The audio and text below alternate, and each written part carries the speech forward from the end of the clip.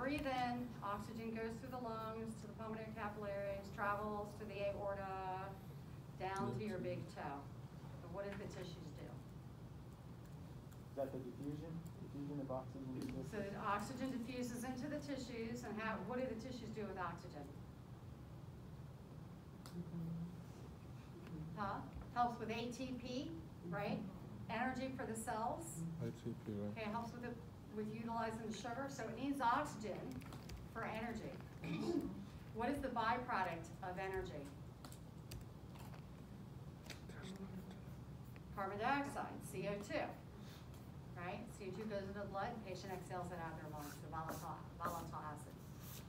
So they utilize oxygen that way. So when they're hypoxemic, we treat them with oxygen, if they come in with oxygen, right? Yeah. Well, how do you know how much oxygen to give a patient? ABGs? Huh? Check their ABGs? So you can check their ABG, you can check their saturation, right? And where would you like to keep their saturation? 90, 95 to 100? Yeah, 95 to 100, right? You want to keep their normal. You want to always try to keep their normals, right? Yeah. If it's the CO2 retainer, you want to keep their normals. So you want to keep the patient's normals. What's normal? PaO2. 80 to 100? 80 to 100. If a patient comes in and their saturation is 87, so they're hypoxemic, what's the first sign the clinical sign you will see? First clinical sign of hypoxemia. Okay, so they're gonna be tachypnic. That's the second. That's the second clinical sign is tachypnea. Right? Hypoxemia. We said this before, but we'll say it again. Hypoxemia, clinically, number one is what? Huh? Tachycardia. So first one's tachycardia.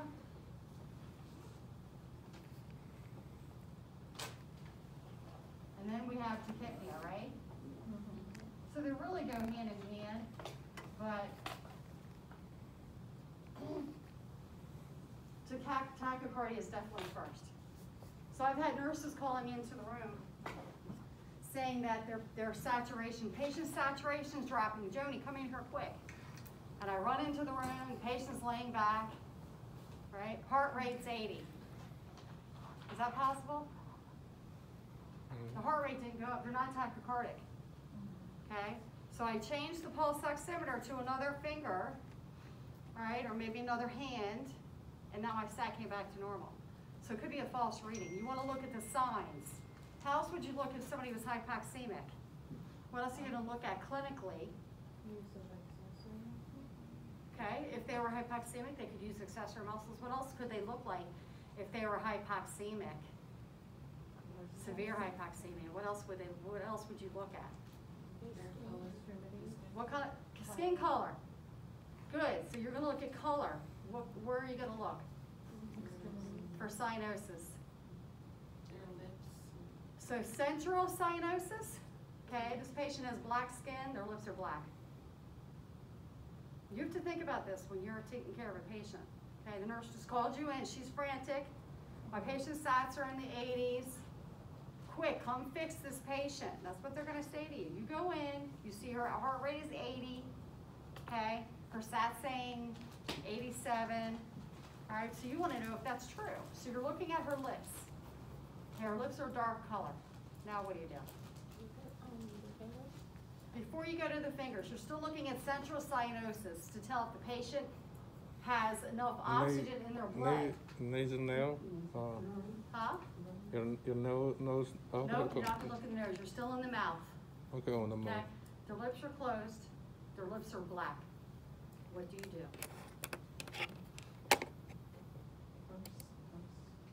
No, we're talking about cyanosis. We're talking if the patient is low in oxygen. Where is it going to be pink? If the color of their skin is black, where is it going to be pink? Get the gums. Yes, you're looking for central cyanosis. You can't just look at the lips if the skin is dark. You must have them open their mouth. Say, can you open their mouth? Stick out your tongue. Look at the gums. Are they pink? This is how we clinically tell if the patient is hypoxemic or not. Really, it's hypoxia, because you're looking at tissues. Okay? So if you have a false reading and your heart rate's normal, and they open their mouth and they're very pink, are they hypoxemic? No. Just move the pulse ox. So you have to use your clinical signs. These are what we call good assessment skills. Okay? This is how you assess a patient. You just don't look at numbers. Those are tools. We have to assess our patient. Okay? So if our patient is actually, if that was a true pulse oximeter, then what could you start on?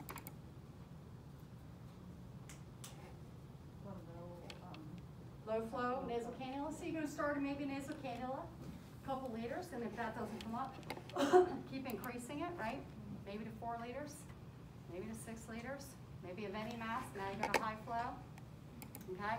If that doesn't work, maybe you go to a non-rebreather. Okay? So that's how we're starting with oxygen. Now, is oxygen safe? Those that read this PowerPoint, is oxygen safe? It is, but too much could lead to. Right, it's a drug. Too much of a drug is not good. It can save your life, but it can also cause problems too. Okay? And the first one on your PowerPoint, if you go to the slide 2, what's the first one? Oxygen-induced complications. So let's talk about that one first. Oxygen-induced hypoventilation. So oxygen complications. So who are CO2 retainers? What percentage of CO2 patients are retainers? 2%? Huh? 10? Yeah, small percentage, right? Right? So clinically, a small percentage are retainers. And when I said that, but for test purposes, they're all retainers for testing. Does that make sense when I said that? So CO2 retainers, why are they sensitive to oxygen? And why can they hypoventilate?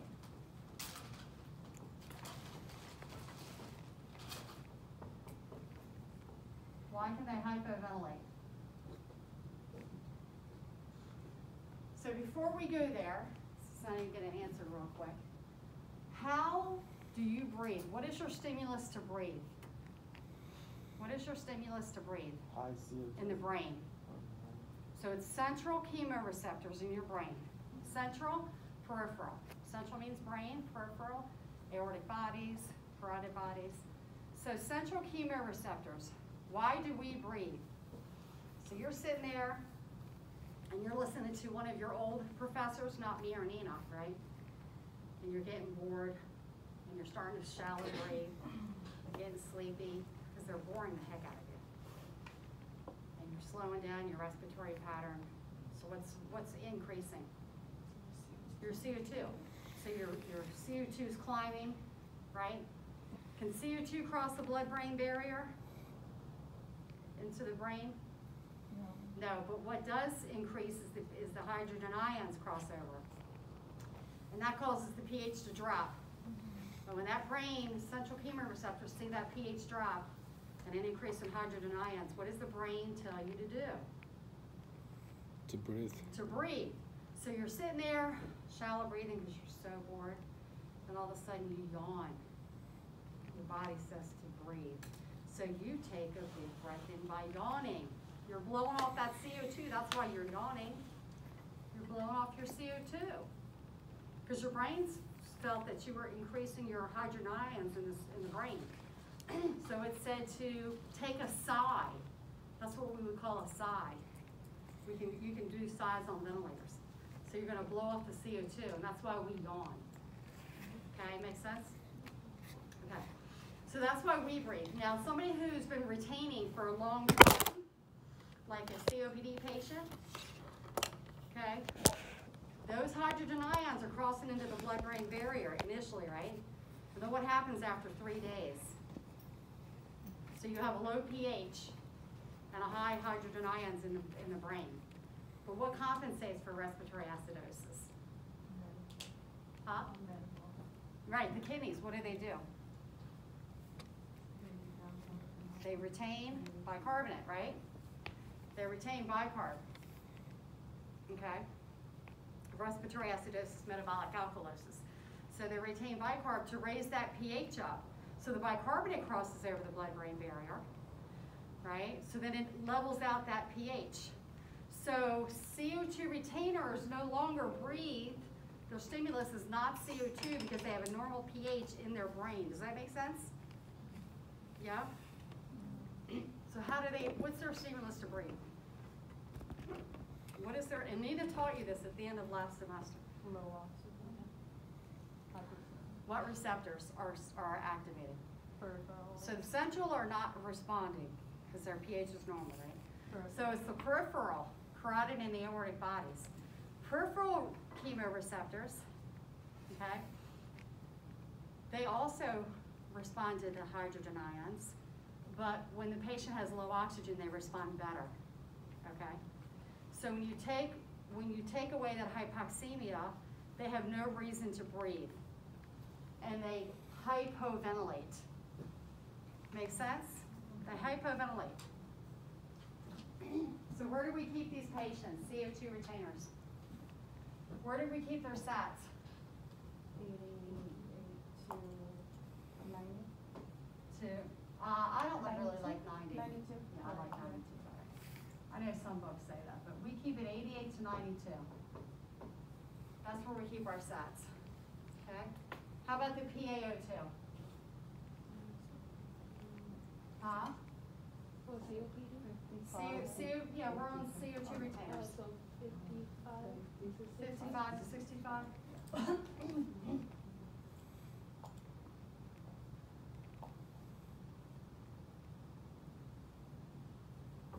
Okay, so if somebody comes in hypoxemic, okay, if their PaO2 is 45, okay, millimeters of mercury, where do we start oxygen for these guys? Nasal cannula. Where do we start for nasal cannula? Nasal cannula. Where do we start CO2 retainers? 1. 1 to what? 1 to 2. 1 to 2 liters per minute. Y'all need to know this because you're doing clinicals. 1 to 2 liters per minute. How about for an unstable CO2 retainer? High flow, right? We do a high flow? Yeah. Venturi mask, what's the percentage? Huh? The percentage of FiO2 that we're going to deliver to them. 60%, they're going to die. Oh, You just killed your patient. 40. You killed your patient. 100%. You killed your patient. If we're only starting 1 to 2 liters of nasal cannula, we have to give a low FiO2, right? Or we're going to cause hypoventilation. They're going to stop breathing and they're going to die. 24 to what? 24 to 28. Yes. 24 to 28 initially for FiO2. Okay? 24 to 28% for FiO2. Okay? Does that make sense to everybody? We want to keep them hypoxemic. We need to keep them their normal, right? 55 to 65 or 88 to 92. We have to keep them there. So if we keep them, if you start off with 24% Venturi mask and their sat comes back 89, what do? 24% Venturi mask you chose to give this patient and their sat's 89 now, what do? Don't do anything. Leave it. You fixed them, right? They're in their normal range. You fixed them. So these are initial settings, right guys? Initial. Let's say you gave them 28% FiO2 and their SAT is 85%. Their SAT's 85%, but you're giving them 28% FiO2, but their O2 SAT is 85%. Start CPAP. And you're on 28% FiO2. What do? Pateo, what do you want to do?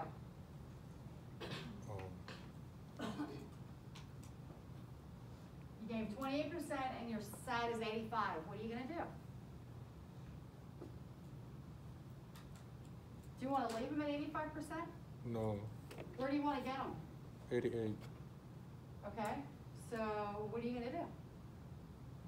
How high can a Venturi mouse go up to? 40, right? Nope. 50. 50. You go up to 50. So what would the next FO2 be? You go up to 30. 30? Yeah. So it's 28, yes, 24, 28, 32. is the next 32. one. So Potato wants to go to 32%. FiO2.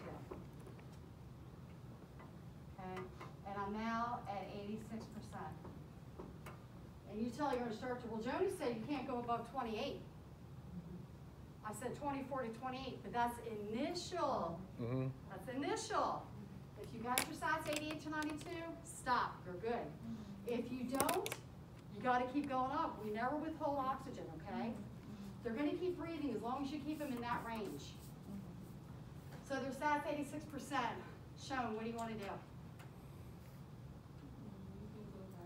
What do you wanna go to? 34? Okay. 36. It didn't go up. Now what? Now what do you want to go to? Okay, what do you, give me a number. 40%. Okay, we go up to 40. Okay, now it is 87. Now what do you want to do? 50. Now go up to 50. Okay, 50% and it's 91%. You had to go up to 50% to get that SAT at 91%. Okay, are we good? Yes. That's what I want you all to understand. This is where you begin, but if you have to go up, you don't withhold. Okay? If you're on a ventilator, ventilating this patient. So if you're giving them a rate of 12, you're giving them enough minute volume, right? Do you worry about knocking out their hypoxic drive? If they're vented, do you worry about knocking out their hypoxic drive? Are you controlling their ventilation? Yeah. Yeah. Yeah, you're controlling it, so it doesn't really matter because you're giving them the minute volume that they need. Make sense? Questions before I get rid of this? Okay, so that's the first part. So that's how I want you guys to treat a patient clinically. You want to get people back to their norm is what you want.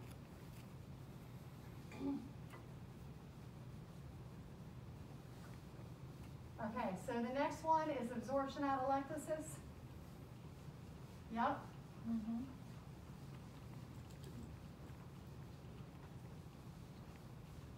Okay, absorption atelectasis.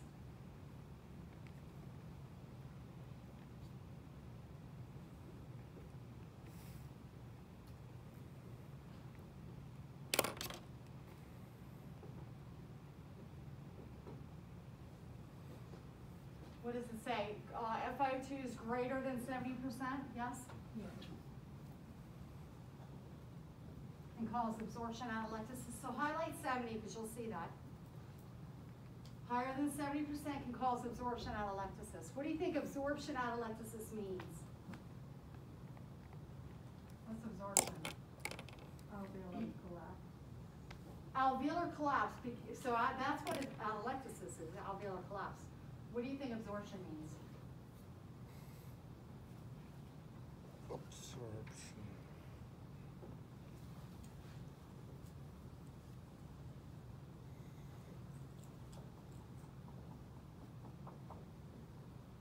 Absorption.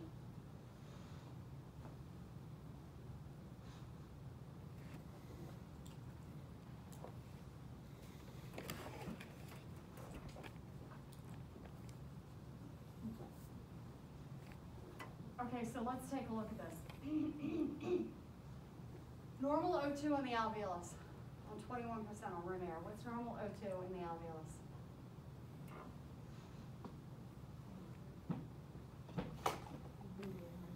I know what it is in room air, and I know what it is in the alveolus. It's two different. In air, it's 159. 159 for air, ambient air. What about alveolus? What's your minus your, for your, 21? vapor, water vapor, and CO2. What is it? It's 100, right? It's 101. 100 and we'll just say 100. So it's 100. Does it exert a partial pressure? Gases, do they exert a partial pressure? Yes, they do. So 100 millimeters of mercury for oxygen. How much nitrogen do we have? Huh? 78.9%. So what is that? If you take that divided by 760, how much millimeter of mercury is that?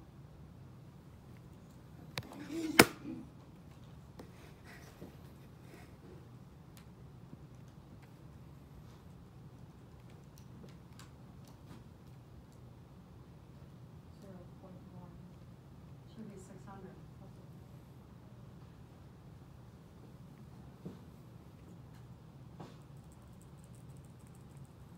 Right?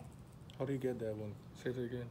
You take 21%, 79%, 21% is oxygen, 79% is nitrogen. 79, if you take 0.79 times 760, 0.79 times 760. What Okay. does it come to? 604. 600, okay? We're minusing the water vapor and all that's why our oxygen is only 100. It should be 159, right?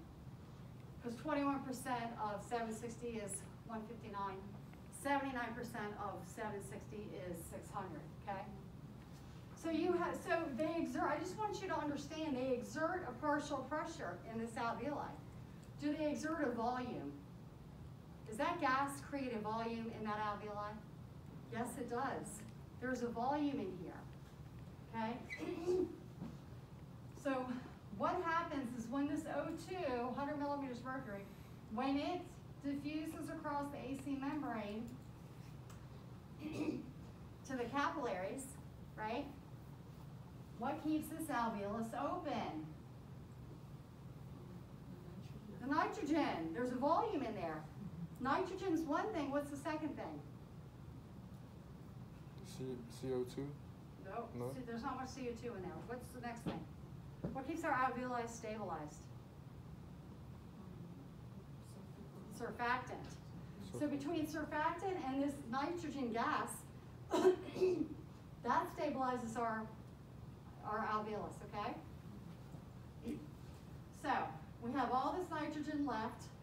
That's why I always say, when you're on 100%, my big thing in clinical is if you have a patient on 100% FiO2, number one, you have about 6 hours before you have toxicity occur.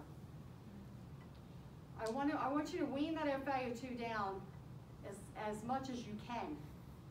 So some people won't do it if their PaO2 isn't that great, but I say even if you wean down by 100 to 99%, that means you have 1 millimeter of mercury of nitrogen in there to help stabilize that alveoli. Now maybe 10 minutes later you get out by another 1%. Now I have 2. Do you see where I'm going with this? You need that volume in there to stabilize that alveoli. Okay, you need that alveoli recruited. If you lose it, you're going to de-recruit. And that's going to affect your gas exchange.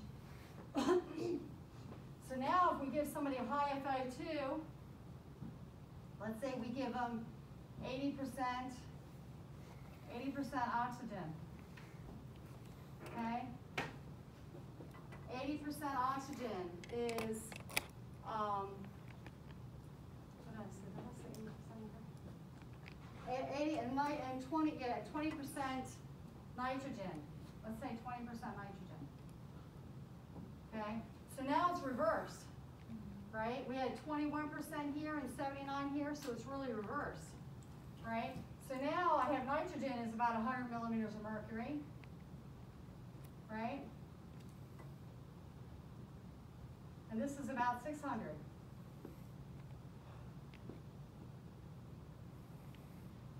Okay?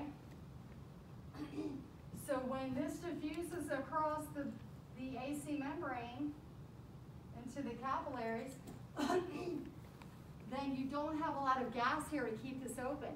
When it gets absorbed, this is what I want you to remember. when the O2 is absorbed into the pulmonary capillary, the alveolus can collapse if you have high FiO2s. It doesn't remain stable because you have no gas. You don't have a lot of gas in there to keep it open. So remember, absorption atelectasis. FiO2s greater than 70% can cause the collapse of the alveoli. Okay, did we get that? That's one reason that causes the collapse. The second reason is if the patient is intubated and you give them low tidal volumes, then when that O2 diffuses into the capillary, you're not refreshing the gas or the nitrogen in that alveolus. Make sense? So these are the two reasons that you can have absorption atelectasis. FiO2 is higher than 70% or low tidal volumes. Okay?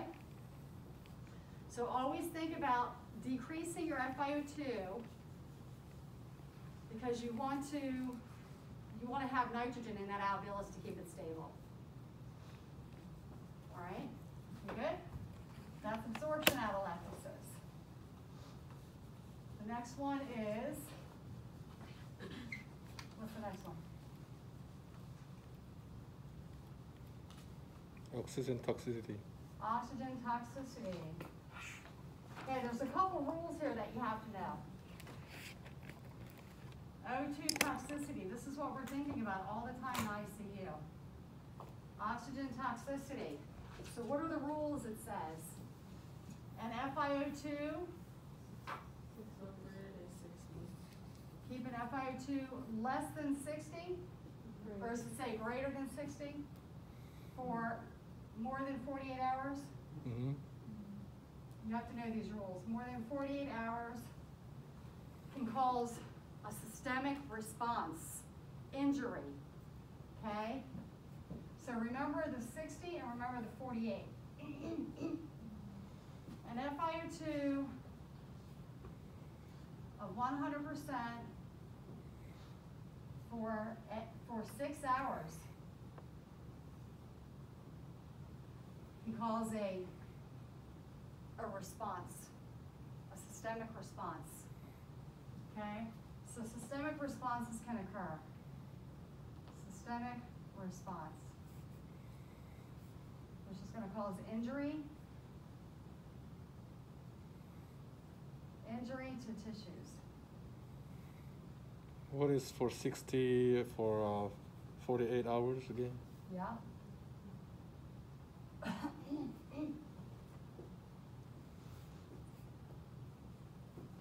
right, injury to the tissues. Yep. And I just want to say also, so causes an inflammatory response.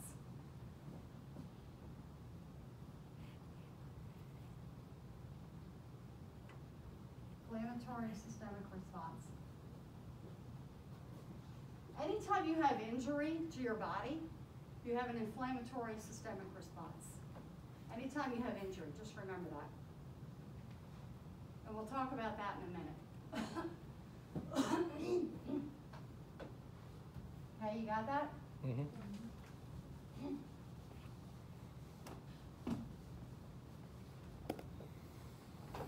So you have oxygen-free radicals.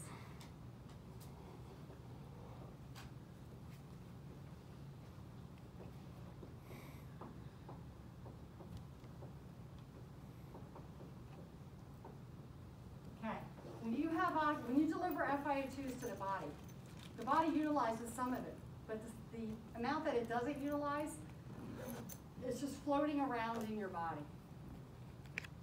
Oxygen-free radicals cause destruction to alveolar tissue, to capillary tissue, to epithelial lining, causes injury to everything, all tissue. The reason is because O2, this is an O2 molecule, is missing. Now this is not going to be tested. This is just for your information. This part right here is not going to be tested. Missing the outer shell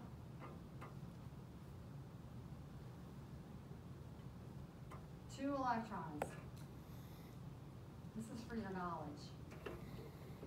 2 electrons in the outer shell. This is chemistry for you. Okay, so oxygen-free radicals are not happy. They want to find 2 missing shells because they have unpaired, uneven outer shell is unpaired electrons. Okay, they want 8. So they're looking for electrons to take. So they're going to take it from your tissue, the cells in your tissue. Okay, the epithelial tissue, the alveolar tissue, the pulmonary capillaries. They're going to take from any tissue that they can. That's what we call, one thing is we call is aging, right? It steals electrons to satisfy their missing outer shell. But what happens when it steals electrons from other cells? It destroys that tissue. So cells are destroyed.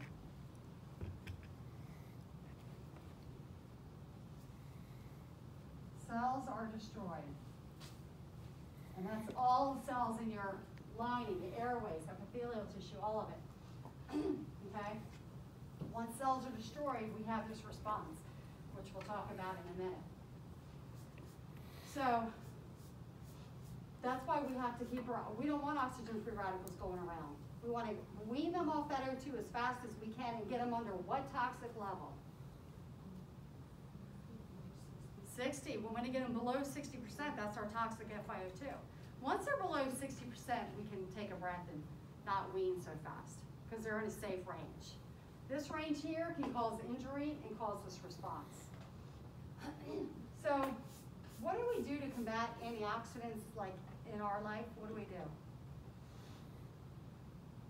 I'm sorry. To oxygen-free radicals, I just said the word. We take antioxidants, right? That combats these oxygen-free radicals, okay? So basically, when this is stealing electrons from our tissue, it's almost like we're rusting from the inside out. We rust from the inside out. So when we take antioxidants, they combat these oxygen-free radicals. Do you know what so can you name some antioxidants? What's an antioxidant that you might take on a daily basis? Nanny? Huh? What is it? Anti means against. Antioxidants, it's against oxidizing. Have you ever heard of oxidizing? I heard before, but I don't remember. It's rusting. It's rusting. So basically, we're oxidizing internally. Okay? So we give antioxidants to stop this process. So I'm going to give you a couple antioxidants. Green tea, right? Vitamin C, E, beta carotene, right? All of those are antioxidants. And what they do is they donate two electrons to these oxygen-free radicals. They donate them to them so that they're happy, they're complete. Then they leave our tissue alone. So it slows down the aging process, actually, when you take antioxidants.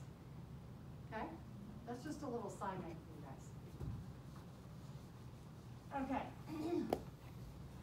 So when we have injury, okay, so we have patients been on 100% for 7 hours, and our tissues are starting to get destructed.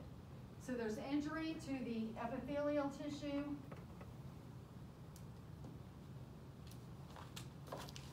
Okay, so let's say the oxygen-free radicals are taking electrons from here, and it's causing injury here, causing injury here, injury here. Okay, that's all injury. Whenever you have injury, you have a systemic response, okay, that the inflammatory mediators come to try to clean up the area. What's an inflammatory mediator? What's the first one that's called?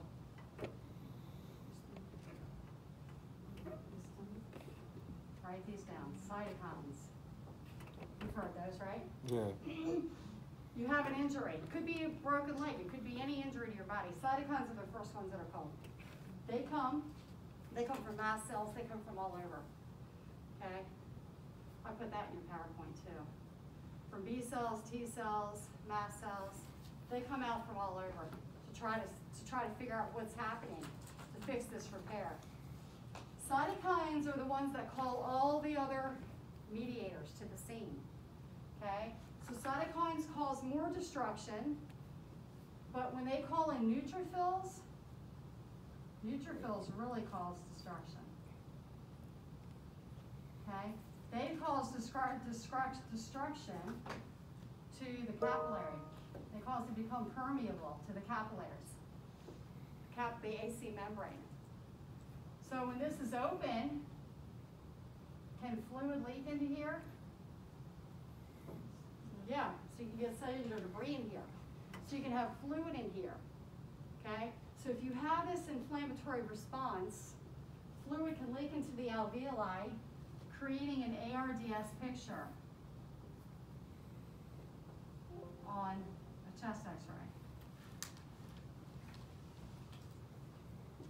Does everybody know what ARDS stands for? Acute respiratory distress syndrome? Yeah. This is exactly what it is. Fluids leaking into the capillaries, into the alveoli. So the alveoli are fluid filled with junk.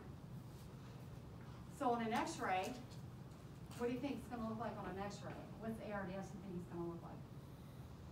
Bilateral infiltrates, okay?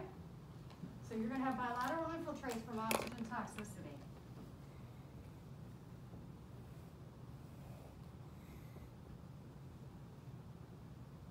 Okay?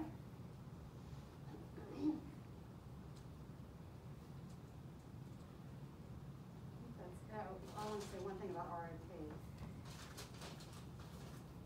One other rule that you need to know is that for preemies, so write this down, preemies. Preemies are premature babies. You must keep their PaO2 must be less than 80 millimeters of mercury. Whatever oxygen it takes to keep their PaO2 under 80 millimeters of mercury, okay?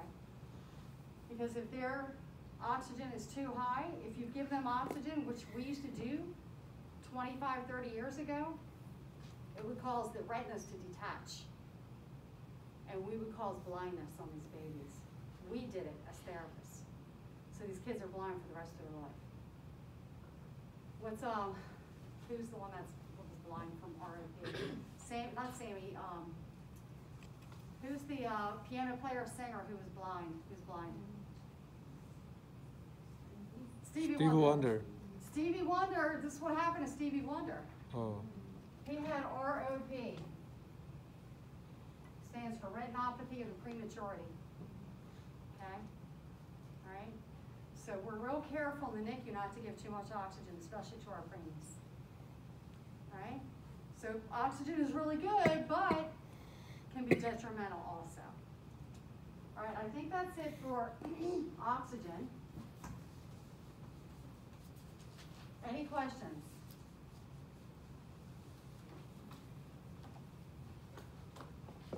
No, we're good?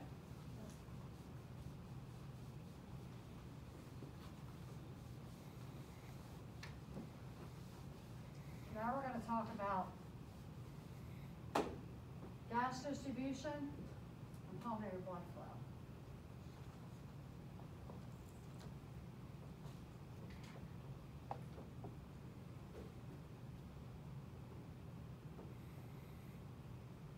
Pulmonary blood flow. This is important that you know this. I was just talking to Eric about it when you guys were at lunch. He was asking me about proning patients, proning meaning putting them on their belly, and why that works. And this is why it works, okay? So gas distribution meaning air going into our lungs, right, versus pulmonary blood flow. That's what we're gonna look at, okay?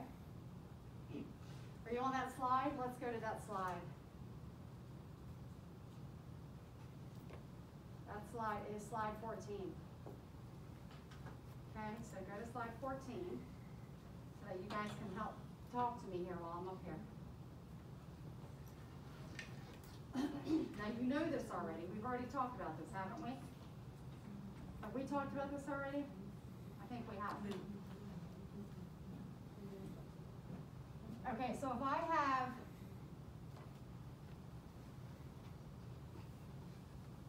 this is anterior, this is posterior, or you know what we should say, dependent and non-dependent. Let's use that terminology because that's what you'll see. So we'll say non-dependent here. You guys want to draw this? Non-dependent and dependent. Okay, so the patient's lying in bed, supine. Okay?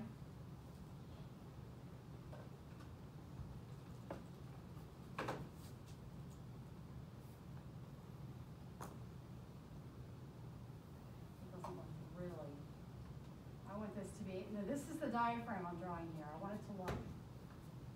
So when the patient takes in a breath,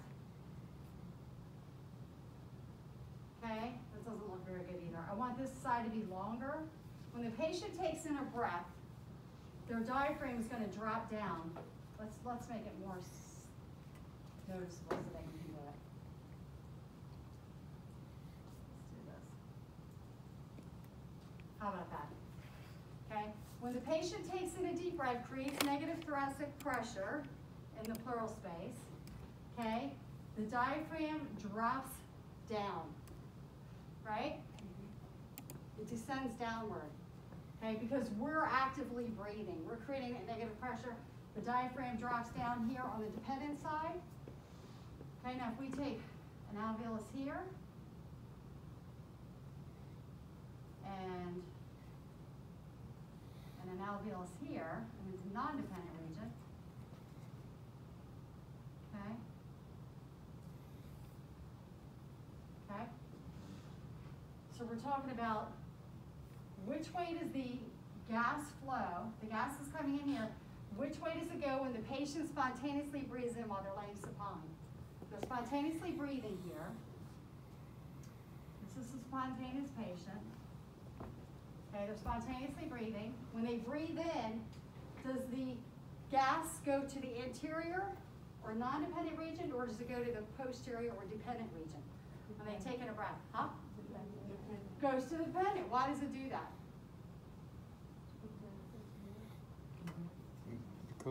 Because not of gravity. Why does it do that? What happens in the non-dependent region? It's already more. They're already inflated, right? So because of compliant reasons, the gas flow is going to go to the dependent region. There's another reason also, because when the patient takes in a breath, creates negative pressure, their diaphragm descends down further in the dependent region. With the diaphragm descending further down here, it's going to pull blood, it's going to pull airflow in that direction. Make sense? Okay.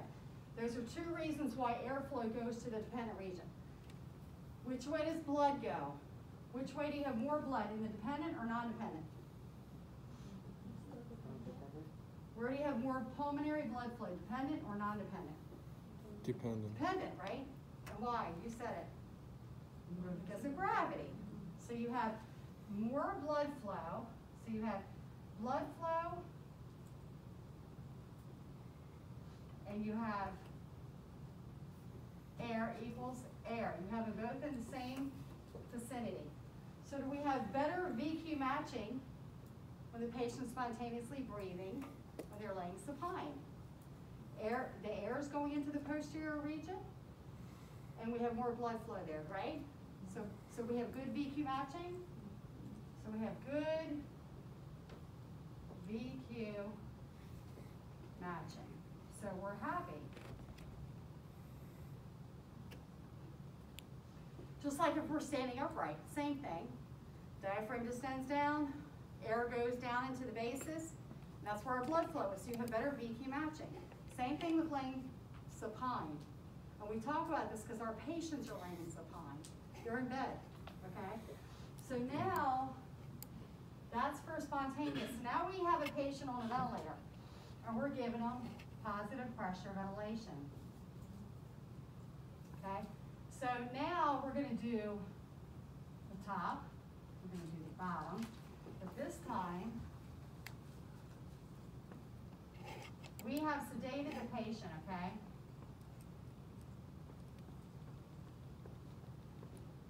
There's the diaphragm. Diaphragm is going to distend anteriorly.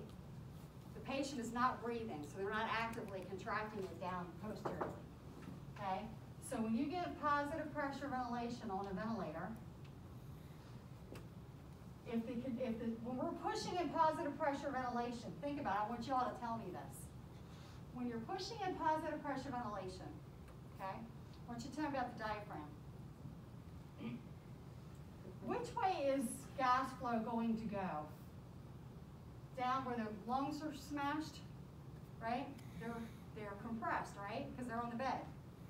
So is gas going to go flow down where there's compression of lung tissue, or is it going to go anterior where there's no compression of lung tissue? Anterior. It's going to go anterior. Okay? When you're pushing gas flow here, it pushes the diaphragm anteriorly. All right? So here,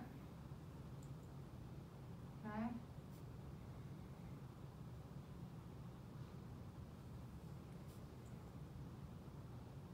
So just make that. Okay.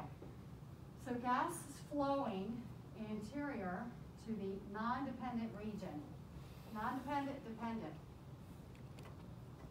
Okay, pushing the diaphragm anteriorly or to the non-dependent region. Tell me about blood flow. Patient still laying supine, where's going to be the most perfusion? To the dependent or non-dependent? Dependent. Dependent. So here you have more blood flow. And here you have more gas flow. Okay? So do we have good VQ matching? So just by intubating a patient, you're causing VQ mismatch. Just by intubating them. So now you're going to have VQ mismatch. Do you see that? So whenever you have them on a ventilator intubated, and you have them in a mode, right? If there's any time where that patient can spontaneously breathe, you want them to, because as soon as they take a spontaneous breath, this situation happens. You have better VQ matching. So if you can get them to spontaneously breathe in any mode, then that's a good thing. There's one mode, it's called APRV, that you'll learn at the end, and we allow patients to spontaneously breathe through that mode. So they're creating that negative pressure, so all this situation happens. Plus cardiovascular reasons, they have better perfusion back to the heart, right? So we want them to spontaneously breathe as they can. So read your PowerPoint, those 2 pages, and tell me if that makes sense to you.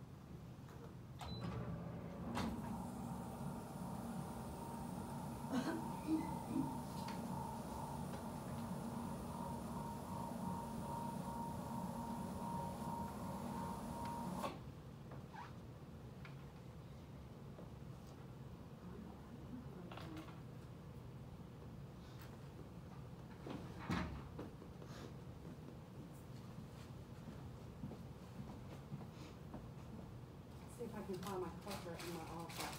That means got it.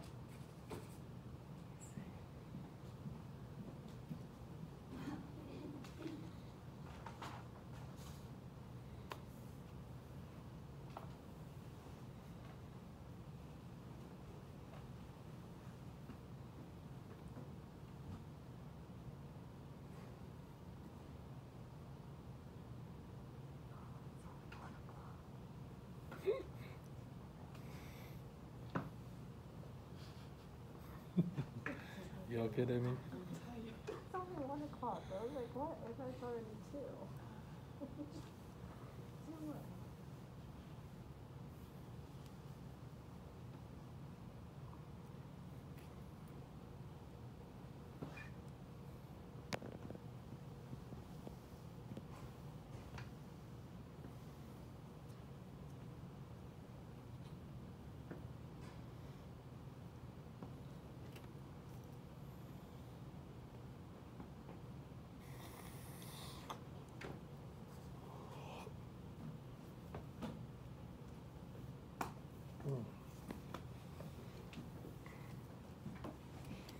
You know what? Y'all didn't tell me this light was on. It makes it harder when these lights are on. Let's see.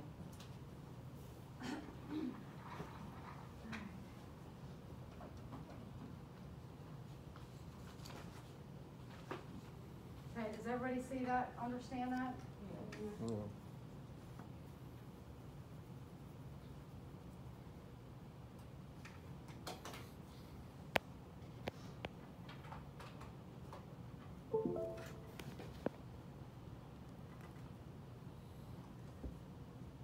Okay, so muscle deconditioning. So just like if you break an arm and it's in a cast for a long time, it's going to decondition your muscles the same way in your lungs. So that's why another reason we want the patient to spontaneously breathe, to use their muscles, so that when they come off the vent, they have some function of their muscles. Okay. All right. What areas of the lungs are ventilation and perfusion best matched during spontaneous ventilation in some composition? Huh? Which one? C. C? Dependent posterior lung regions. Everybody agree? See? Mm-hmm. Good. So you'll get that right on the test. Which of the following is the explanation for the increased ratio?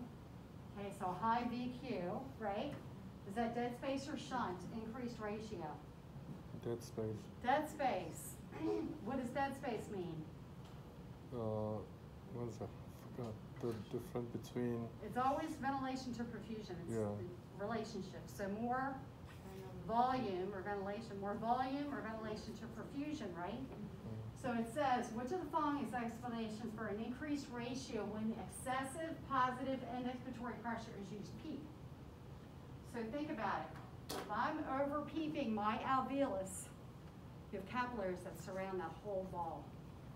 Okay, if I'm over PEEPing it, what's happening to those capillaries? If I'm over expanding it, they get what? Go ahead, you can tell me. They become Compressed? compressed. There you go. You're compressing the capillaries. Does that make sense? When you compress capillaries, what happens to blood flow? Decreases to the pulmonary circulation. Do I now have more ventilation to perfusion? Because I have ventilation, but I don't have any perfusion. So I have more ventilation, so that's going to create a high VQ ratio. Make sense? So which is the answer? And you'll see this question again.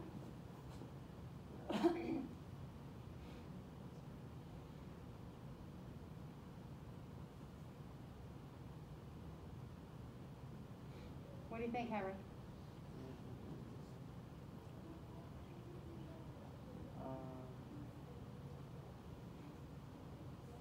Is it 8? Is it A? Diffusion of blood from ventilated alveoli to hyperventilated. So we're PEEPing, and most of the areas are all over PEEPed. Okay, we weren't that specific in this question. So just assume all of them are over PEEPed. So if everything's over PEEPed, causing a high VQ ratio, what would be the answer?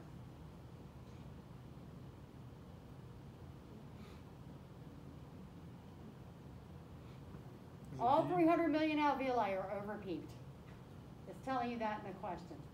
When excessive PEEP is used, all 300 million alveoli are overinflated. Hyperexpansion. Yes. Does anybody get that wrong on their exam? You I gonna get don't this know. question wrong? Because I'm gonna be grading it, so you know you better not get this question wrong. Does that make sense? Yeah.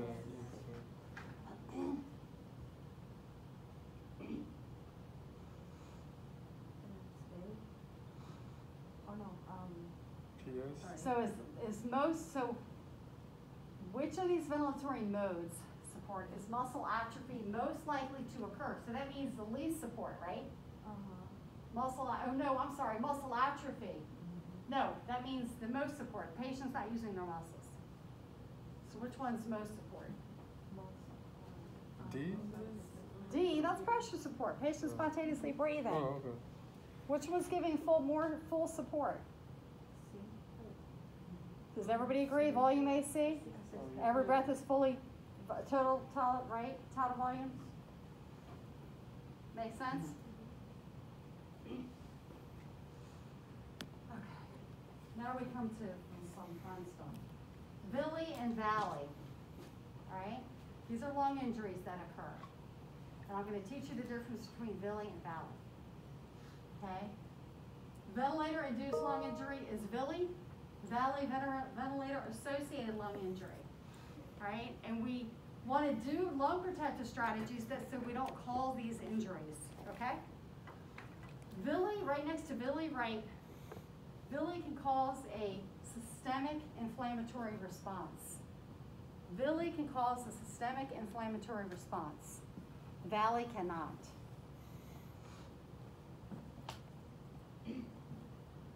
Who's,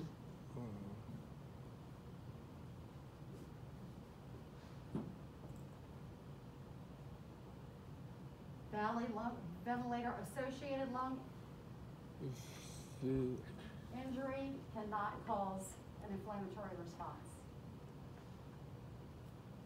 So villi has to do, we're looking at alveolus at the cellular level. So villi highlight cellular level, okay? It's when cellular injury occurs. So injury at the alveoli. Cellular injury occurs. All right, and we're going to talk about these with cellular injury. Okay, when we have villi occur, do you guys see that it says it resembles ARDS? Remember I said that when you have that inflammatory response, those cellular mediators come and they cause destruction to tissue further because we're trying to repair, right? And that's the cytokines. The cytokines are the main ones that call all the cars, like all the police cars. Cytokines call all the police cars to come. And they cause more injury. So it resembles ARDS, okay? And you're gonna have bilateral infiltrates on x-ray from villi, okay? Villi causes an inflammatory response. So we're gonna look at, for under villi, we're gonna look at atalic trauma. What do you think that is? Atalic trauma.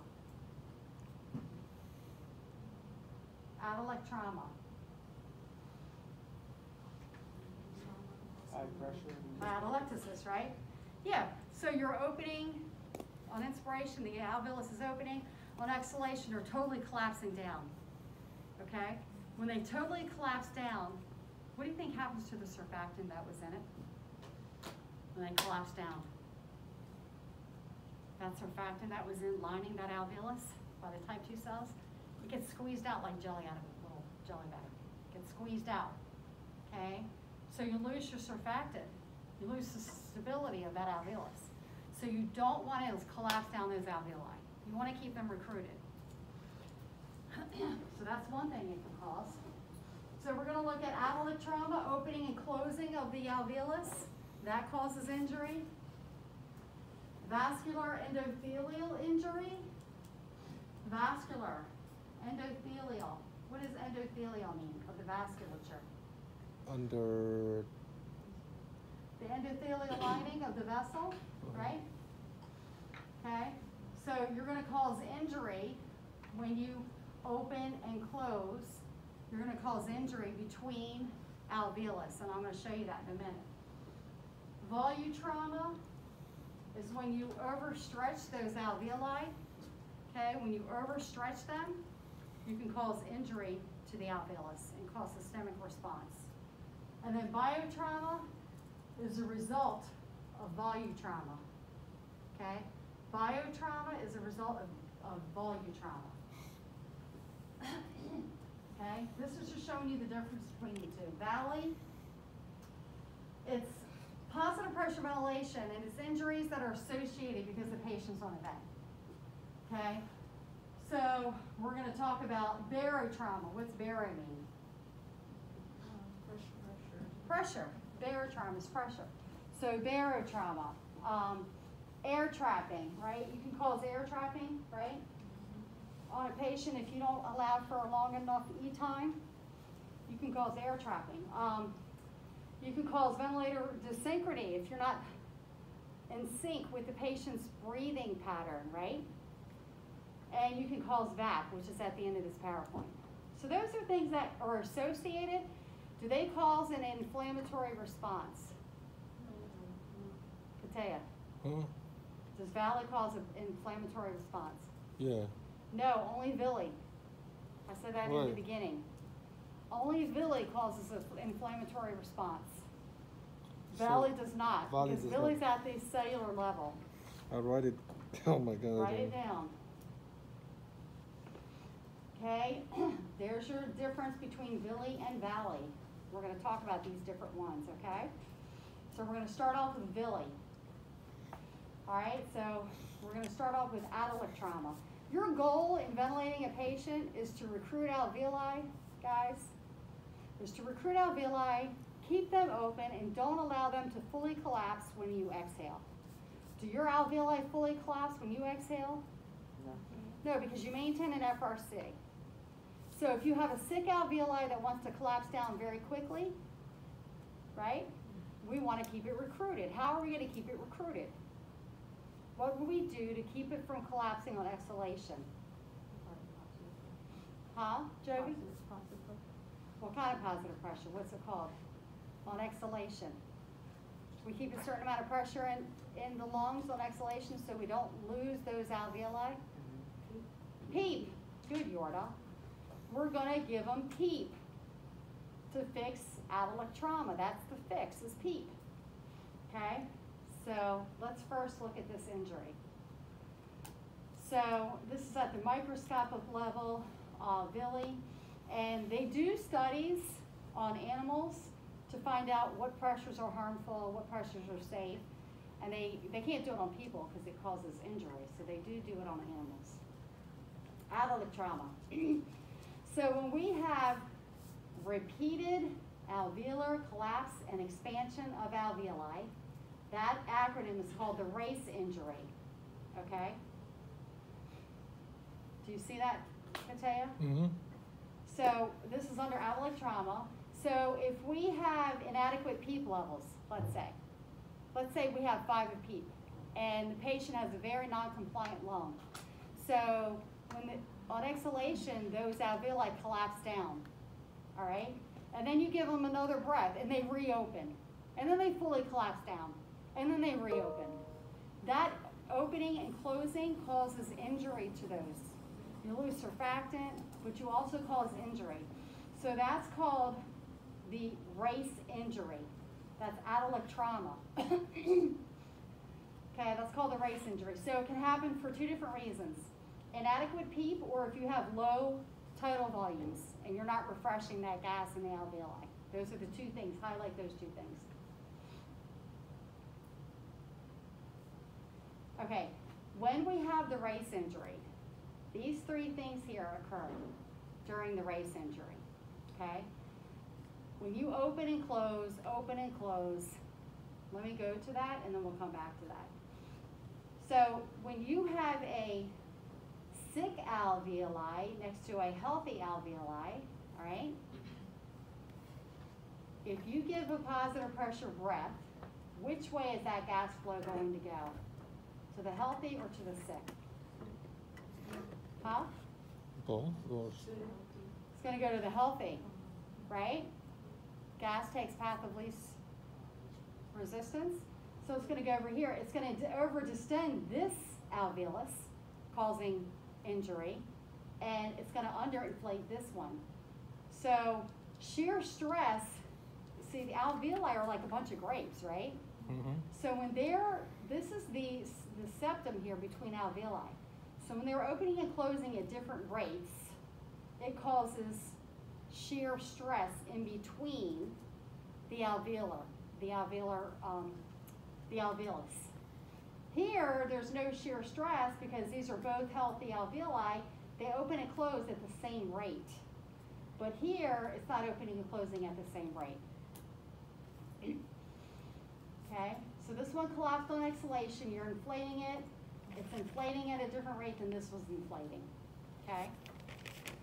And in between here, the injury in between there, rubbing together. So guys, if you're rubbing together like this, see this? It's causing friction, right?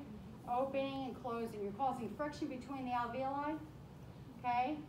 So that's causing a pressure, an increased pressure between here.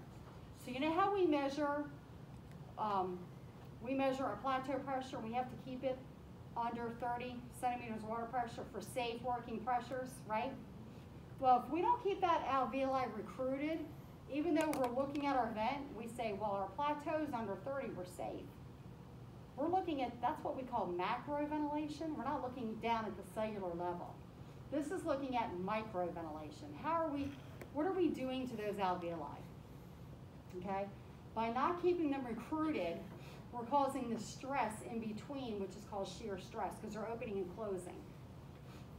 So even if you have a plateau pressure of 30, you could have that pressure in between, you could have it like triple that amount of pressure. It could go up to like 120 centimeters of water pressure. All right? So you could be creating a lot of injury between those alveoli if they're inflating and deflating unevenly. Okay? Also, don't you have that whole alveoli is covered with capillaries around the whole thing? The whole thing is covered like it's a net of capillary. It's a capillary network around an alveolus, right? So if they're rubbing back and forth between each other, guys, look at me. What is happening to the capillary network? That's a lot of pressure in between there. What's happening to those capillaries that are in between here? They're getting tore, yeah. They're getting tore, and you're causing injury to the endothelial lining of the capillaries. Does that make sense? Yeah. Okay, and when they collapse, we're also causing nitrogen washout, right? So let's see what we have here. Shear stress is happening because of race injury. Vascular endothelial injury, because those blood vessels are being damaged because of the friction between those alveoli. And you're having washout of surfactant. All those are occurring because of the race injury. So what did we say that fix was? One of the fixes is to stabilize them, give them adequate peak, or give them a larger volume to keep those alveoli stable, okay? Usually it's the PEEP. And this is what I just talked about, okay? Any injury, and what can happen, guys? Increased pulmonary, you can have the response to the cytokines, neutrophils, and capillary permeability can happen. So that's leaking of the plasma into the alveoli, all right? Okay, so it says transpulmonary pressure of only 30, which I said can cause a stress of, it's saying up to 140 between the two adjacent alveoli. Does that make sense? So that's looking at the microscopic level. We call that microventilation versus looking at the vent and saying, well, my plateau is 30, we're safe. That's macro ventilation, okay?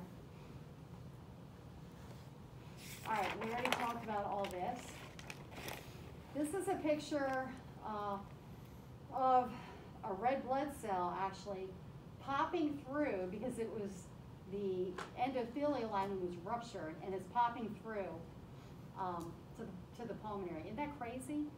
That red blood vessel is broken and it's coming through. So I thought that was pretty good. Okay, so basically this is what I just talked about. You have an alveolus on exhalation. It is deflated. You de-recruited it. You inflate, right? You inflate when you inspire. But we want to keep it inflated on exhalation. So if we add PEEP, we keep that FRC and we keep those inflated. Is that good? Does everybody see that picture? Okay. All right. Now, I showed you guys this before, didn't I? Remember seeing this little video? I'm not sure. It's a great video. I'll probably show it like 3 times. So I just love this video.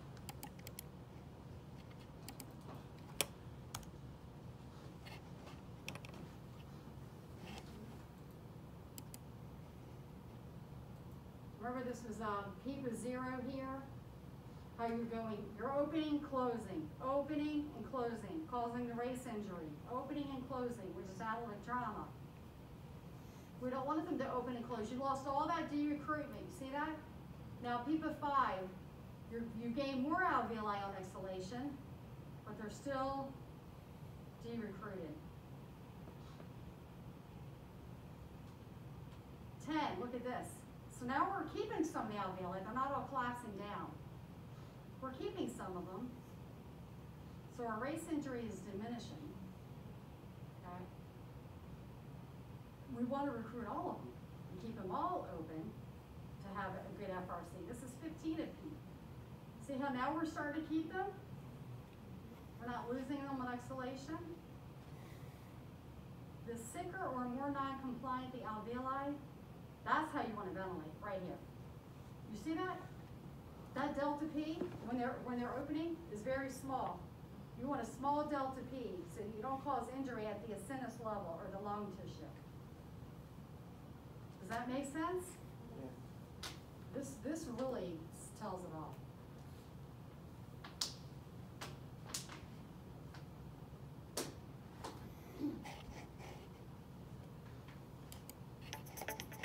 I really like that video.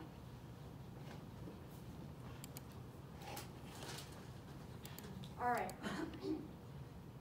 So one way we can look at PEEP is by looking at pressure, volume, loops. Okay? So let's take a look at this real quick. I want you guys to draw these out.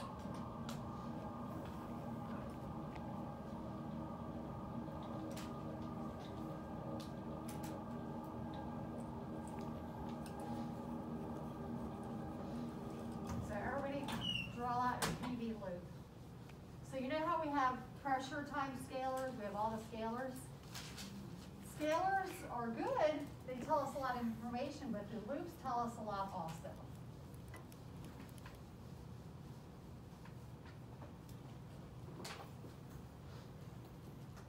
So the loops tell us a lot here. So this is a PV loop. So it's a relationship between pressure and volume.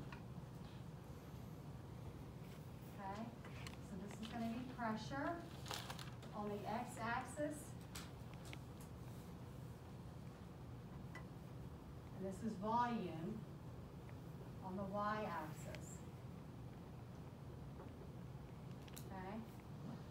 So here's pressure, 5, 10, 20, I should say 15. 15, 20, 25, 30 centimeters of water pressure. And then here's 100, 200, 300, 400, 500,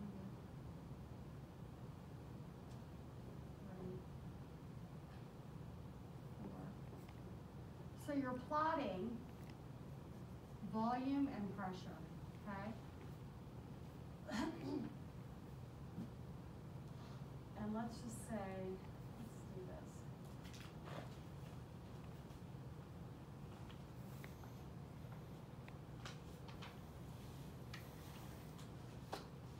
Okay, this part doesn't look good now.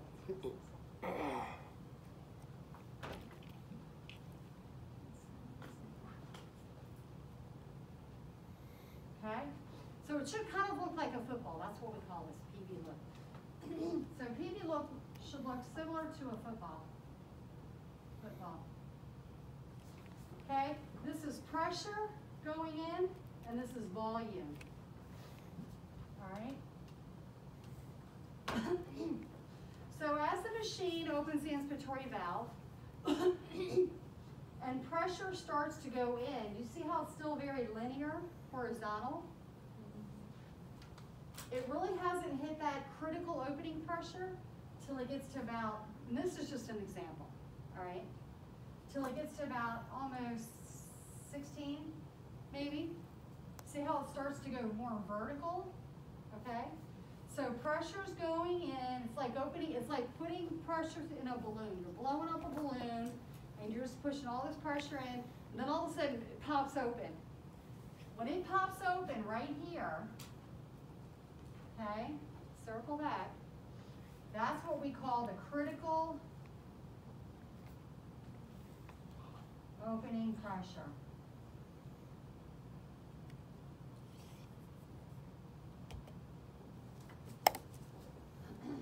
And after this part, we'll take a break, okay? Critical opening pressure, that's the point at which the lung starts to inflate. Okay, you're blowing air in that balloon, and all of a sudden it starts to open up. So you're pushing in pressure, 10, 15. All of a sudden it starts to open up, and now you're putting volume in. See how this is the volume going upwards?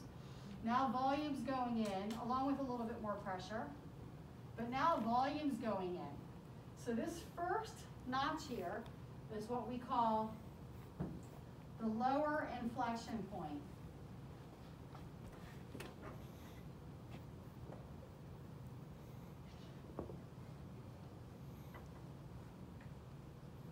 Okay? It's also called P flex. All those things is what that's called, okay? That's at the point where the lung starts to open and volume starts to go in.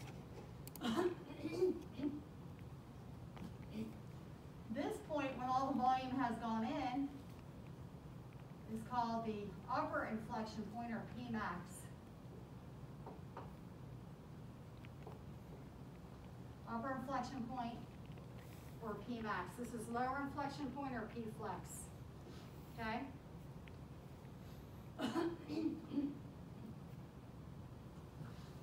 So, if the flow is going in, and we're measuring pressure here, all right, this is inspiration, is it not?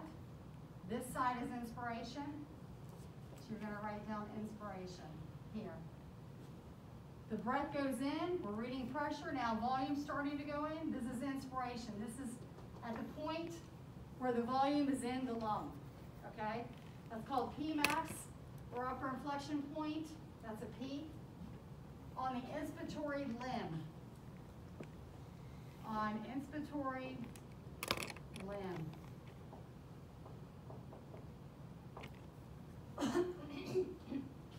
Okay? What is that? UIP or? UIP, upper inflection point. Okay, sorry, my bad. Upper inflection point on the inspiratory limb.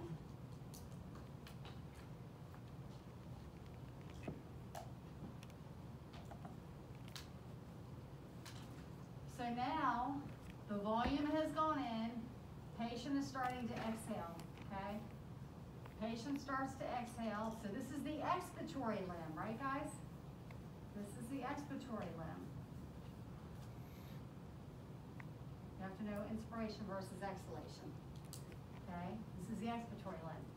So, the patient's exhaling, pressure is dropping, and you see at this point, all of a sudden, it comes from, this should be like more of like a vertical here, and all of a sudden it drops from you're going down the cliff to horizontal. You see that? At this point right here, what's happening here at this point, at the lower inflection point? What's happening to the lung? Jorda? The lung's expanding? The lung has been expanded, right? So what do you think's happening on exhalation at this point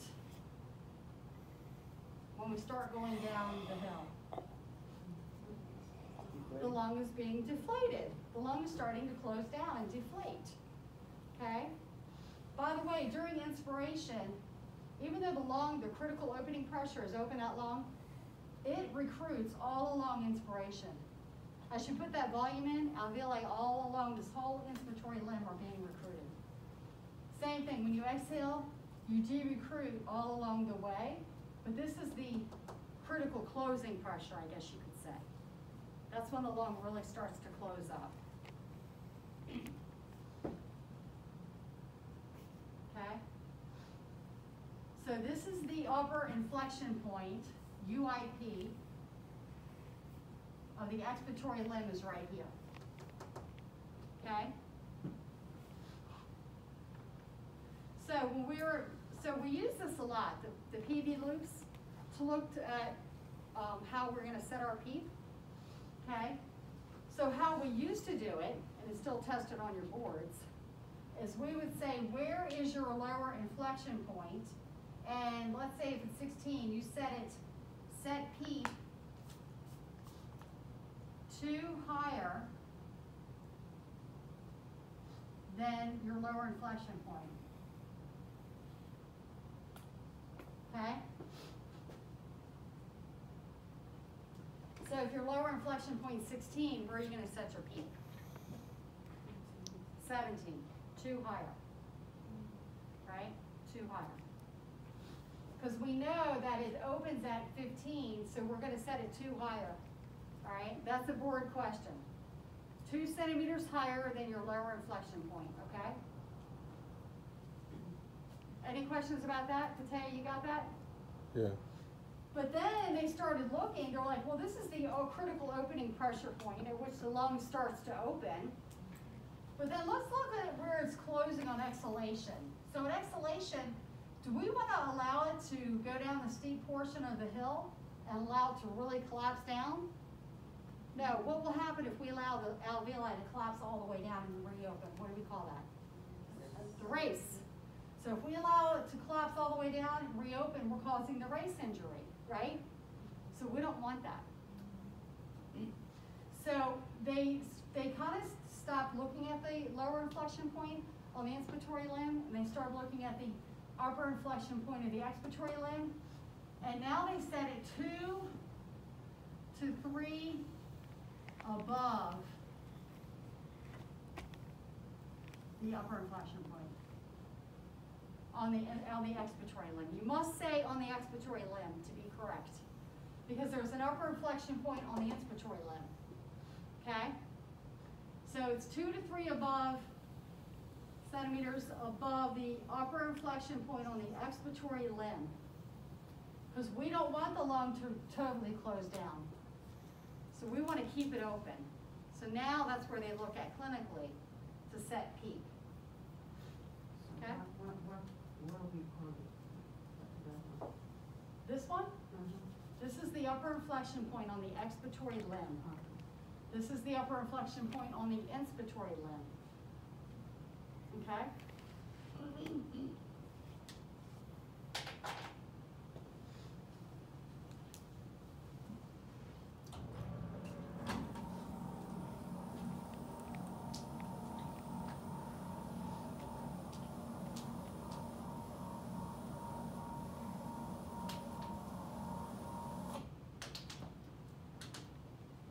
So if we're measuring, if we're trying to decide about how much PEEP do we need to keep this lung inflated, in order to do to look at the PV loops, what they had to do was, we don't want a lot of flow when we're trying to measure the amount of pressure in the chest on exhalation, right?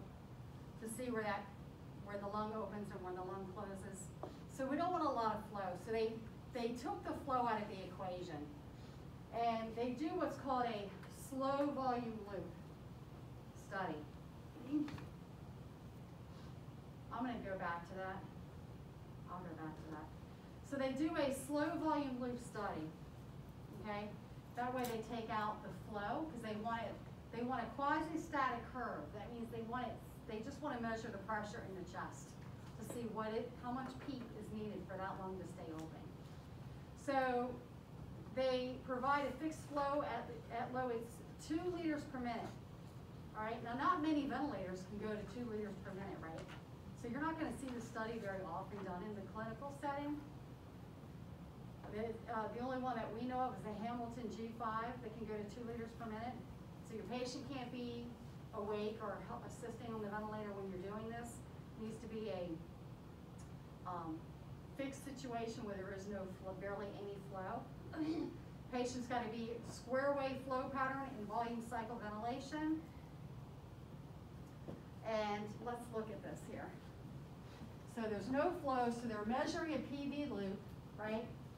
And we said here that PEEP should be set, what's this lower point called? Critical opening pressure, what else do we call it? Lower inflection point, or P flex. What is this one called here? Upper inflection point, or P max. Upper inflection point of the inspiratory curve. And what is this one called? Upper inflection point Of the expiratory limb. And that's where the lung starts to de-recruit after that, right? So they looked at the opening critical pressure of the lung here, and they used, they would set your PEEP by adding 2 centimeters of pressure to that, and that way the lungs would stay recruited, the alveoli. Okay? So I told you about the upper inflection point, that we're doing 2 to 3 above the upper inflection point. All right, we talked about that. So they would look at it, right, and they would say, wow, the lung's really collapsing down here, so we need to set either pressure 2 above our lower inflection point or 2 to 3 above the upper inflection point. Whatever that pressure is where we need to set it. Okay? And that way we keep the lung inflated on exhalation, and we don't de-recruit the lung. All right? So if you see a picture like this, the lung, you're putting pressure in the lung, and it's all the way to here. That's your lower inflection point before the lung starts to open. All right? So that's your P flex, or your lower inflection point. So where would you set your PEEP at on this picture? Let's say the lower inflection point is 10. Where would you put your PEEP? 12, right? 12. So they're doing the slow volume PV loop, and they're measuring where should we set our PEEP. That's what this is all for. Where do we set our PEEP? So here's your new new picture. So if it took you all this pressure before you reached that opening critical pressure, then why not just set your PEEP? We would set it to above, which would be 12, guys, right? I'm showing 10, but we would set it at 12. Why not set your PEEP at 12 so that the lungs, the alveolus stays open, all 300 million. They stay open and they don't de-recruit because you're keeping that FRC inflated. Make sense? So you're not going to take all this You're not going to take all this pressure to open it up, deflate, open it up, deflate, because we know that causes the race injury. Okay? All right. Okay. So 2 more on Billy, then we can go to Valley. Okay? So the other one here is volutrauma, which is Billy. Can it cause a systemic response? Yeah. Volutrauma, yes, because it's Billy. Good, Potato. Yes, it can cause a systemic response. So when we overstretch those alveoli, all right, you can cause injury by overinflating them. Okay? When you overinflate them, you're crushing the capillaries, right? You're stretching out those alveolar walls. Okay, so the fix for here, smaller tidal volumes. Make sense? And we do protective lung strategies so that we don't create volume trauma, too much volume, by these parameters right here, which you guys already know. Okay? For volume trauma, we want to make sure that our descending pressure from plateau to your total peak, that's your descending pressure. We're not giving too much pressure to put a volume in the lungs because we don't want to overstretch those alveolus. Okay? So we're going to keep this plateau under 30 and our drive pressure under 15. Right? Along with not de-recruiting, because you can see that pressure between those alveoli can be sky high if you don't keep those alveoli recruited, which is part of the race injury, right? Okay, so there's a few things you have to think about when you're ventilating your patients. This just shows you that if you're putting volume in the chest, so here's your volume time scaler, 500, 750, 1,000, okay? And it's showing you pressure, 15, 20, 40. Does that tell, the 40, that's your peak pressure. That's not telling us that all that pressure is going into the lung, right? Because that's your peak pressure. So how do we know if we're over distending our alveoli or not? That's what we want to know at the micro level. Are we over distending that alveoli? We can't see at the macro level by putting in our tidal volumes or our peak pressures. You can look at your plateau pressure, right? To see if you're over distending, but you can look at your PV loop. Your PV loop will tell you if you're over distending that alveoli. Look at this. This is it right here. Okay, so as you're putting in, we've talked about under peeping, right?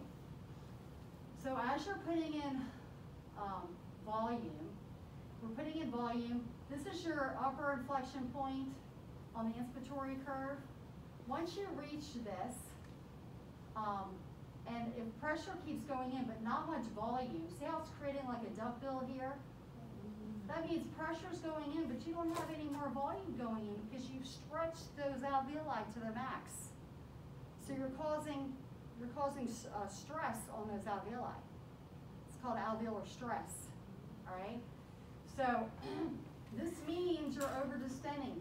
So write duckbill equals over distension of alveoli on the PV loop. If you see this duckbill, this is your upper inflection point. How do you think you would fix it? No, PEEP is down here, guys. PEEP is down here. We put the volume in the lung, and now we're still pushing, we're still trying to push pressure on the lung, but not much volume is going up, okay? Because you're stretched out. Those alveolus, those grapes are stretched to the max. So what do you think you would do if you see that duckbill?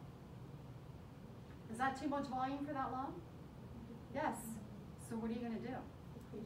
Decrease your volume, okay? Decrease your volume.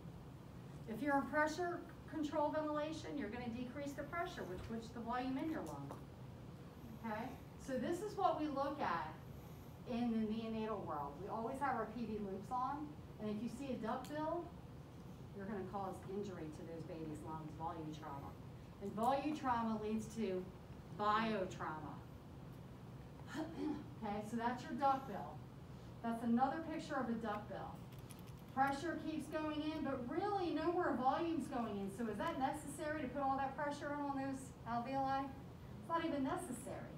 You're continuously putting pressure in, but no more volume's going in. So that tells you stop.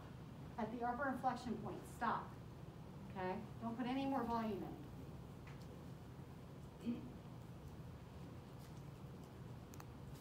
So here would be your upper inflection point. You want to stop the volume to where you have a nice football curve. See that? That's what you want it to look like, a nice football. So here we don't have too much volume, and that shows us at the alveolar level. That's like, looking at this is like looking at the microventilation, not macro. Okay, so if we do have, well, let's say here, adult trauma or volume trauma, they both can lead to biotrauma because of the systemic reaction.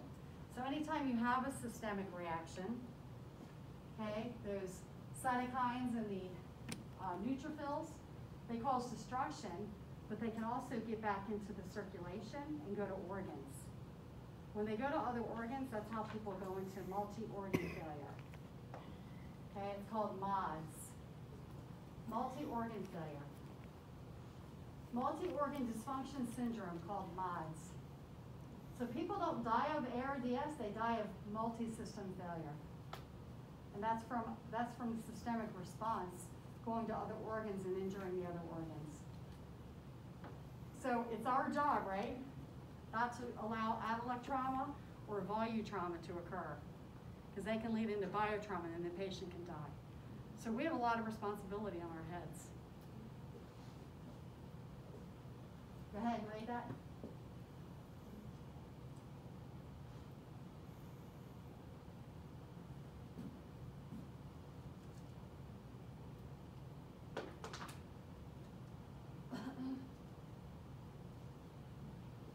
What's your answer? So first you want to say, what's the benefits of PEEP? Does it keep alveoli open? Does it keep alveoli stable? Does it keep fluid-filled alveoli open? Surfactant-depleted alveoli closed. It can keep out fluid-filled alveoli open, pushes the flood back. Surfactant-depleted alveoli closed. Does it keep surfactant-depleted alveoli closed? No, it would stent them open, right?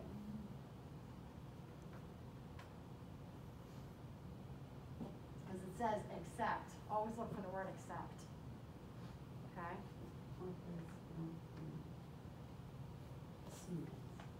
Fluid-filled alveoli? If you had pulmonary edema. PEEP does help with pulmonary edema.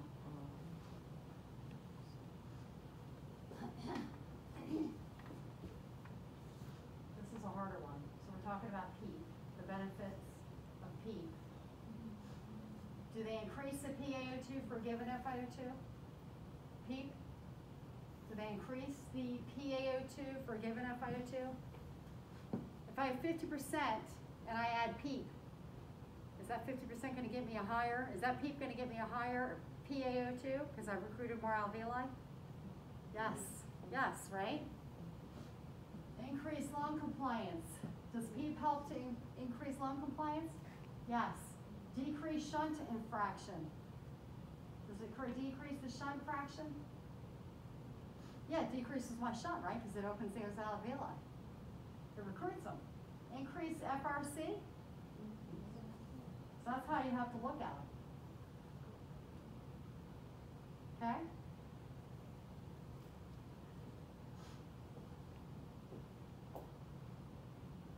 Biotrauma. Which one is it? B. Right? Volutrauma, overdistending those alveoli.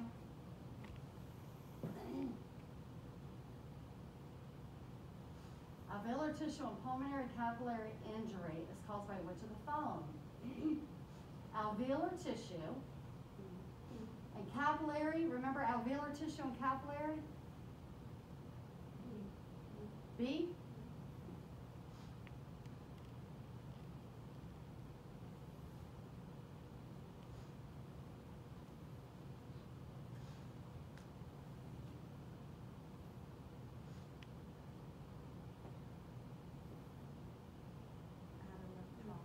Everybody agree?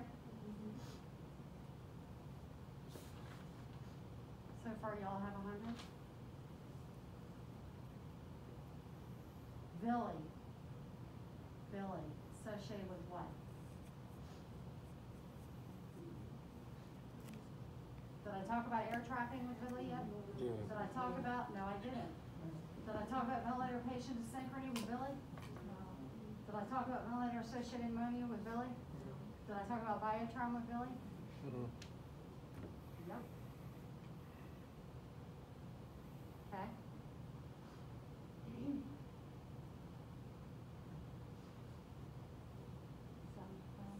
Cytokines, those little boogers.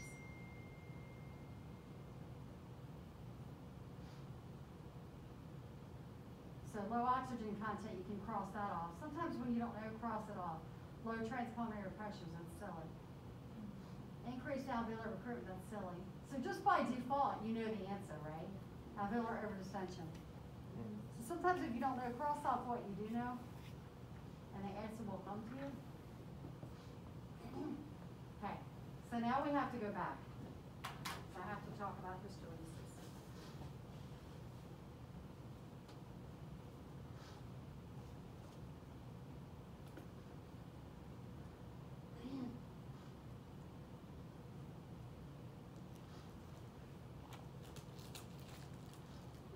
First one, hysteresis.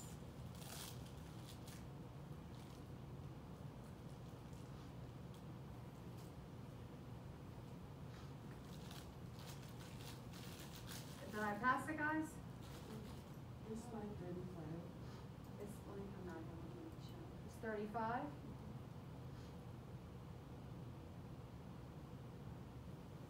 Here it is. Okay, thank you. Okay, so what I want to show you, hysteresis, when they first came up with this word, Nina and I were like, what the heck? So it's just a fancy word, and it's just looking at, on inspiration, when you're blowing up a balloon, does it take more pressure to inflate that balloon than it does to let the air out of the balloon? Yeah, it does, right? So when you're inflating the balloon, let's say I'm at pressure of 20, okay, I'm just putting in 20 centimeters of pressure. How much volume do I have in that lung? 50, right? Because I'm blowing it up. When I'm exhaling, that same 20, how much volume do I have in that lung? 450. So it says here, at a given pressure, there is less volume on inspiration compared to exhalation due to the additional energy required to recruit and inflate alveoli. So it's going to take more pressure on inspiration to open up that lung. So on inspiration, you're going to have less volume with the same pressure. Okay? You will have a question like that. That's what hysteresis is. It takes more pressure to blow up that balloon than to let the air out of the balloon. Make sense? That's all hysteresis is, and it took Nina and I forever to get that. It's a way to teach ourselves everything. I'm like, hysteresis. But that's all it is. Sometimes we make things better than what they are. Okay, where are we? You want to take a 5-minute break? Because now we have to go to ballot. Billy's the hardest one. If you get Billy down, then the rest of it's easy. Nina says, you gotta teach Billy and Val, and she's like, oh, hate Billy and Val.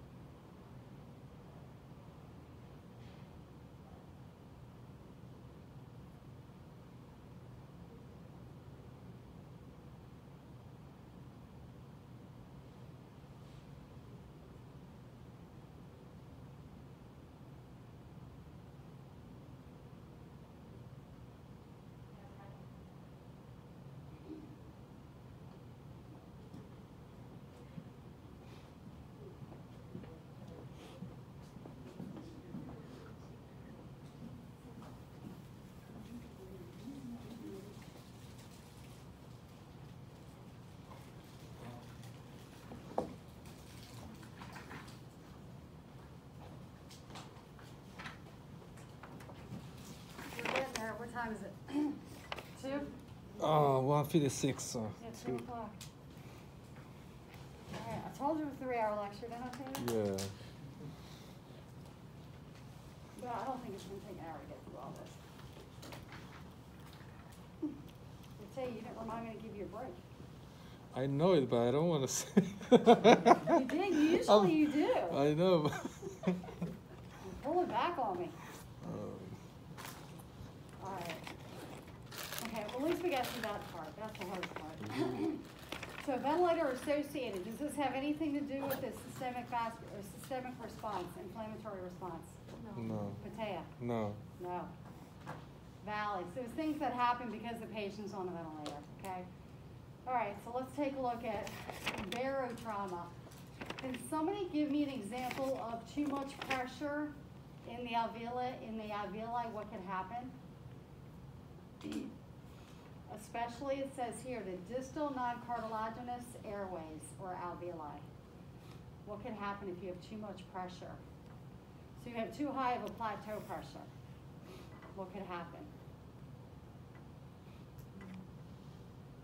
Could you rupture the alveoli?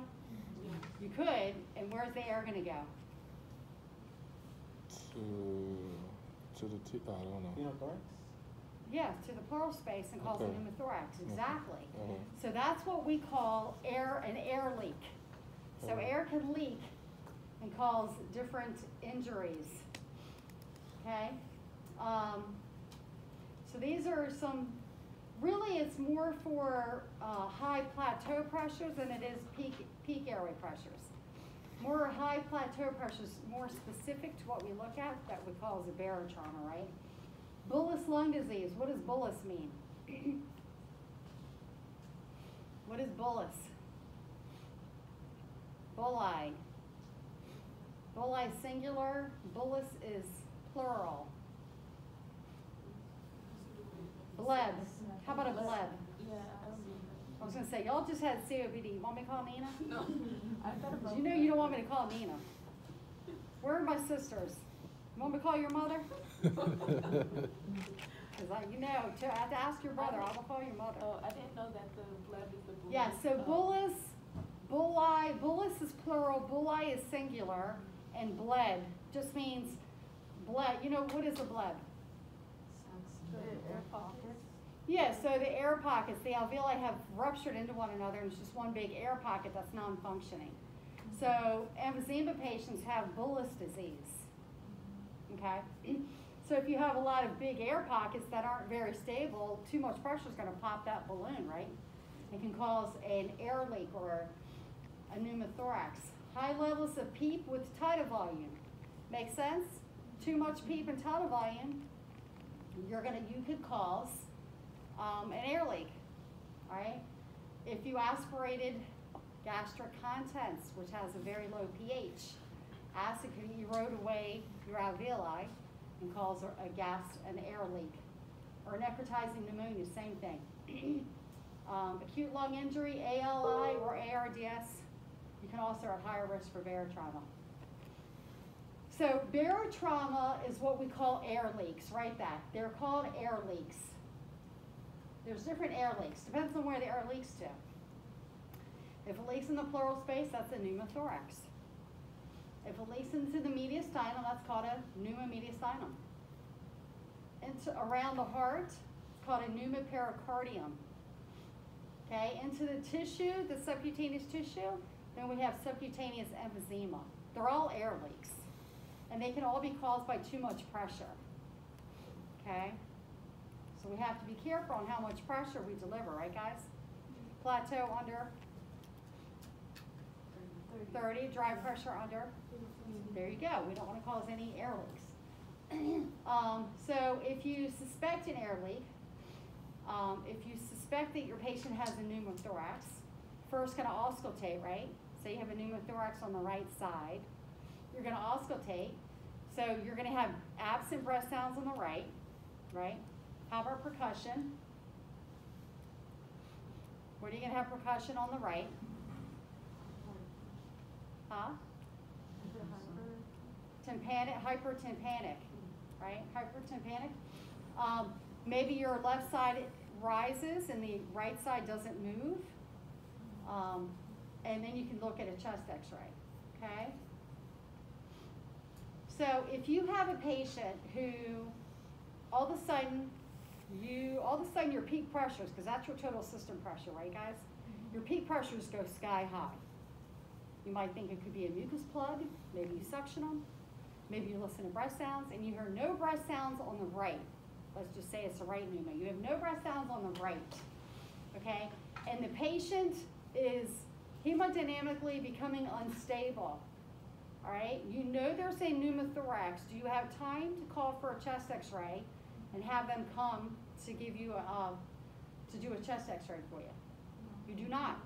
Patient's gonna die right in front of your face, especially if it's detention pneumothorax, which you'll learn about. So if it's an emergency, you're gonna insert a large bore needle anteriorly between the second and third rib, okay? Stick a large bore needle in here and you'll hear the air escape. So you're relieving the air so that the lung can inflate until you can get a more permanent fix, okay? Once you do that, then the doctor's gonna put in a chest tube.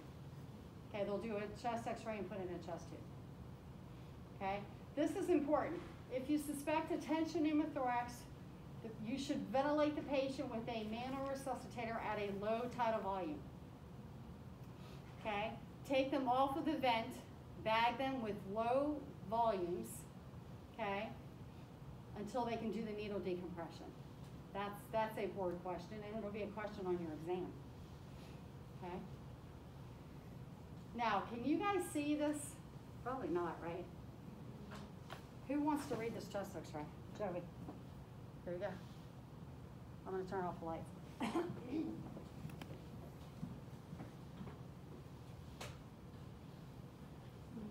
What can you tell us about it? Huh? I'm just looking at the grid. Looks like vascular marking, decreased vascular marking on the right. Yeah. Show us vascular markings versus no vascular. Yep. Okay. Postprandial angle is fine. Postprandial angles look good? Okay. Um, What about this line here? What is this line? See that line going all the way up? What is that line? The angle? That's the visceral pleural line. That's your visceral pleural line, right? It's separated from the parietal pleural on the chest wall. Do you have any tissue that's migrated through the tissue planes to the soft tissue? Do you have any free air in the soft tissue? Free air in the soft tissue. So if you have a leak here, this air can migrate through these tissue planes to get into the soft tissue. You can have black, right? Subcutaneous emphysema. I don't see any black streaks, do you? no. Okay, so we don't have any subcutaneous emphysema, but we do have a pneumothorax. Okay, so that tells us there's a pneumothorax. Can you point out again which making pneumothorax? What makes it a pneumothorax? Yeah. So you see this line go straight down here? Yeah. That line shows you, this is the outline of the lung. This is the lung, it's been compressed. See how all of this right here, it's just air, it's black air? Uh-huh. See this here? And the lung looks like it's about right here, goes all the way down. So air has leaked into the pleural space. There's so much air that it's compressed the lung tissue down to here. That's all the lung tissue is right here. Oh. See that? Yeah. Here, it's just black air. There's no lung tissue. Because lung tissue has blood vessels in it. See all those blood vessels? Yeah. There's none here. Okay, so this line is the visceral pleura that outlines this lung. All right? This is a media pneumostinum and a media pericardium. So let's look at both of them. Pneumopericardium. So do you guys see this line right here around the heart. See that? Mm-hmm. Okay? Here on the CT, you can see free air here around the heart. Okay? This can be life-threatening. If you have air surrounding the entire heart, can the heart beat? Or is it constricted? What do we call that when the heart's constricted? If he's, Huh? oh, never mind. That's it, MI? No, when the pericardium cannot move, it can't contract. Anybody know? Well, the pericardium, when it can't contract, I'm trying to think of the name of it myself. Just lost the name. It's not gonna be able to beat because it can't even contract. I'll think of the word in a minute. And therefore, if your heart can't contract, you're not gonna have any cardiac output and your patient will die, right? So I had a baby once, and the baby had a pneumopericardium, okay? And it did not go all the way around the heart, but it went halfway around the heart. So it's the word that constricts the heart movement. Somebody's got to Google that for me. Constricted heart, it's called something. When the heart is constricted. Because of, you could say because of a pneumopericardium.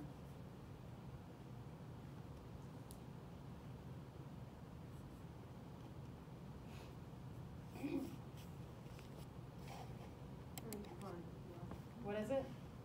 Oh, no. Never mind. Pericarditis? No, that's inflammation around the pericardium.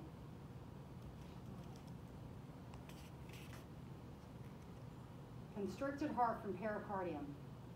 The word should pop up.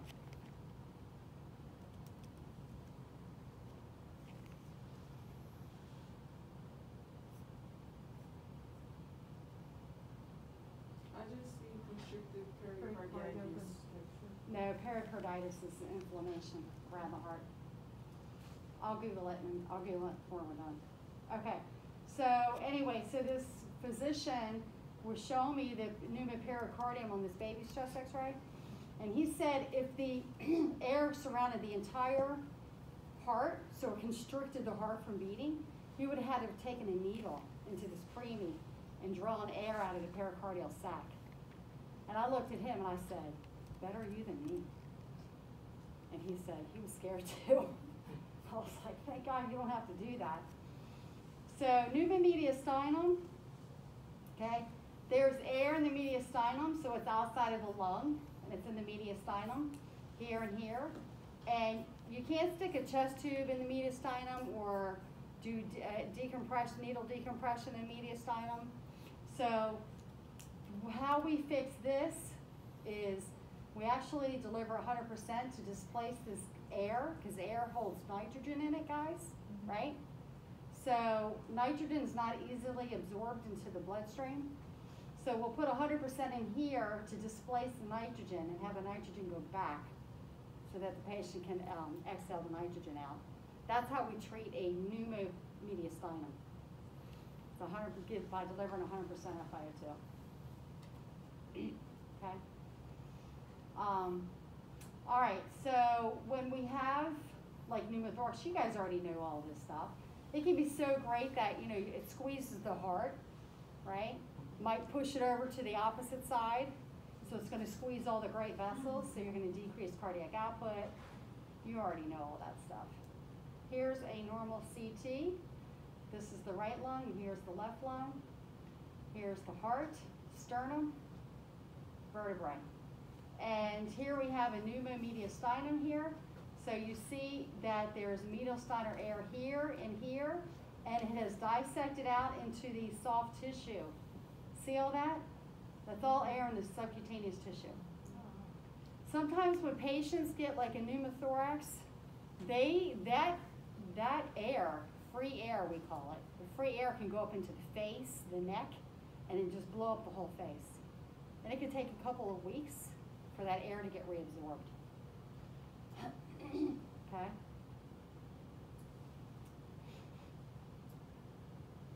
What's the answer?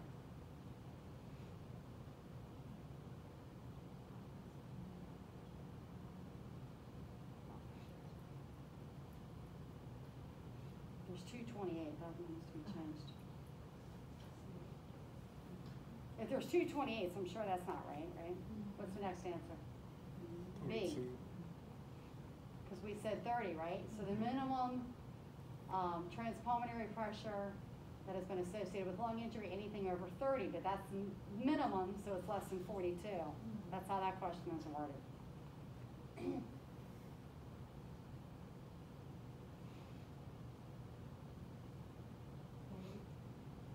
What did you say? Okay.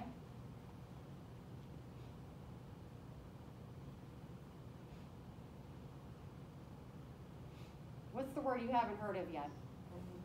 A. So you know that you haven't even heard of that. On the boards, they love to throw words at you you've never heard. They make them up sometimes. So if it's a word you don't recognize, that's probably not correct, okay? But in this situation, it says accept, so that is correct.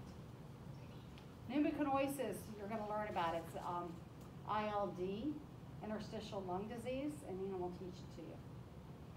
Okay, this is at the point where Nina started teaching, right? I'm not reteaching this to you guys. Don't worry. But we have to go to VAX. This is 164 PowerPoint. How about that? It's a lot of PowerPoint in there. So, and VAX you guys already know, so it's really not a big deal. You guys already know this stuff. So ventilator-associated pneumonia, VAX.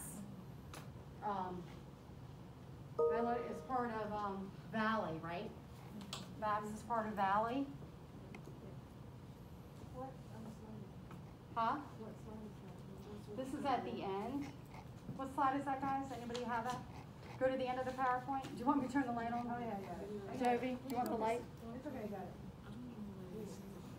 Okay, so VAPS, you already know this definition. This is a board question, you know this answer. Okay, so once a patient has gone on the ventilator, they came in, they had no pneumonia, they come in now 48 to 72 hours after they're intubated, now they show an infiltrate on a chest x-ray. What else would tell you that the patient had pneumonia?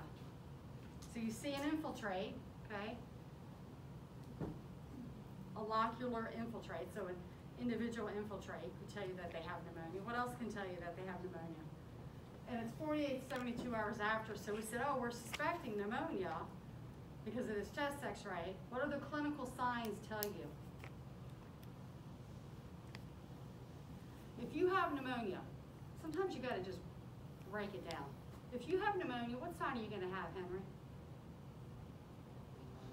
What sign are you gonna have if you have pneumonia?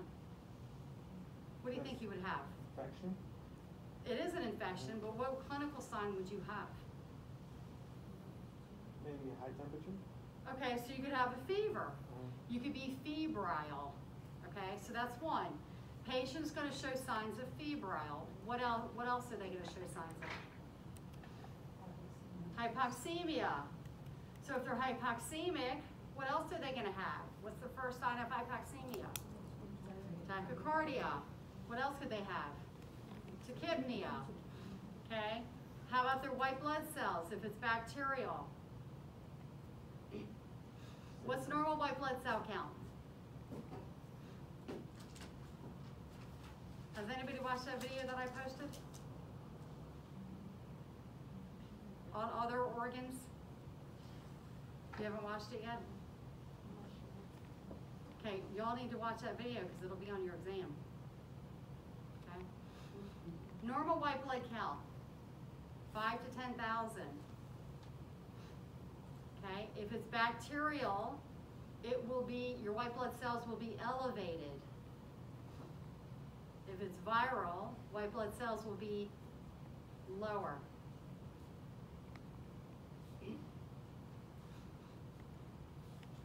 So So if you have a bacterial pneumonia, then you're gonna have an elevated white blood count, right? So you're gonna look at white blood count.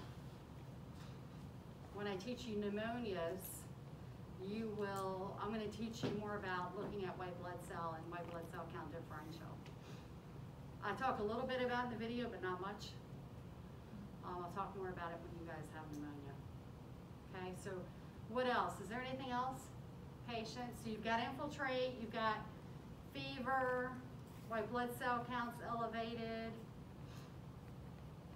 If you did a white blood count cell differential, you'd have baby bands that would be elevated. Let's see, did we miss anything?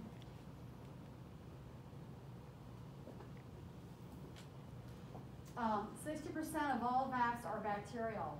You see how it's highlighted, guys? 60? So remember that, 60% of all VACs are bacterial. These are the most common gram negatives. You have gram negatives and gram positives. That's how they're developed in the lab, okay? By a dye that they use. Gram negatives, this is highlighted, no Pseudomonas aeruginosa. Common gram negative, and MRSA for gram positive. Those are the most common pneumonias for VACs.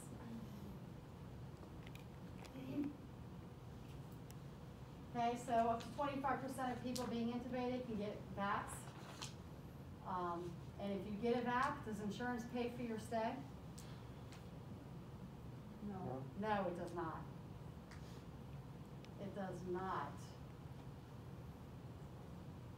So we have to be careful with, so these are things that we need to protect our patients from getting VACs.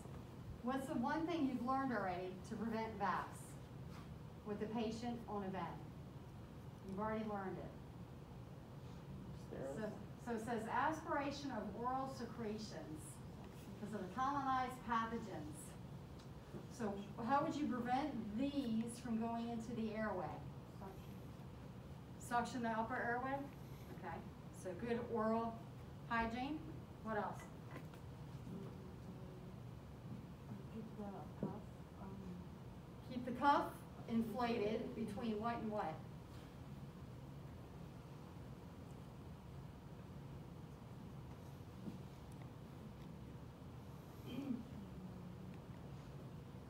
What about millimeters of mercury? What is the pressure for millimeters of mercury for the cuff?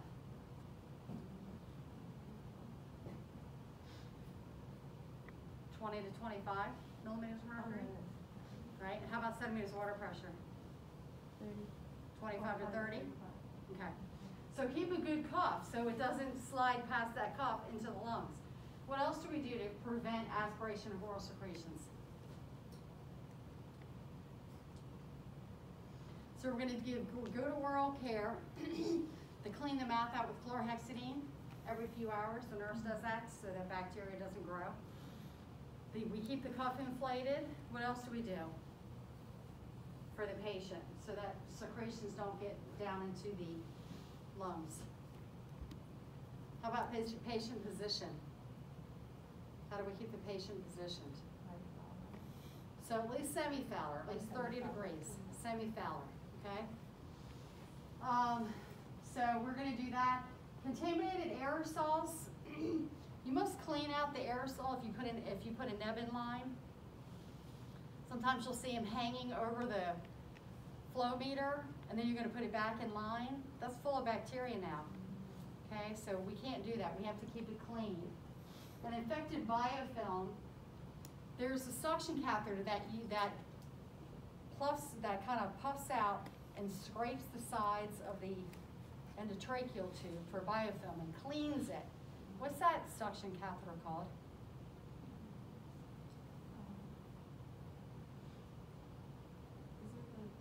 CAS. Yep.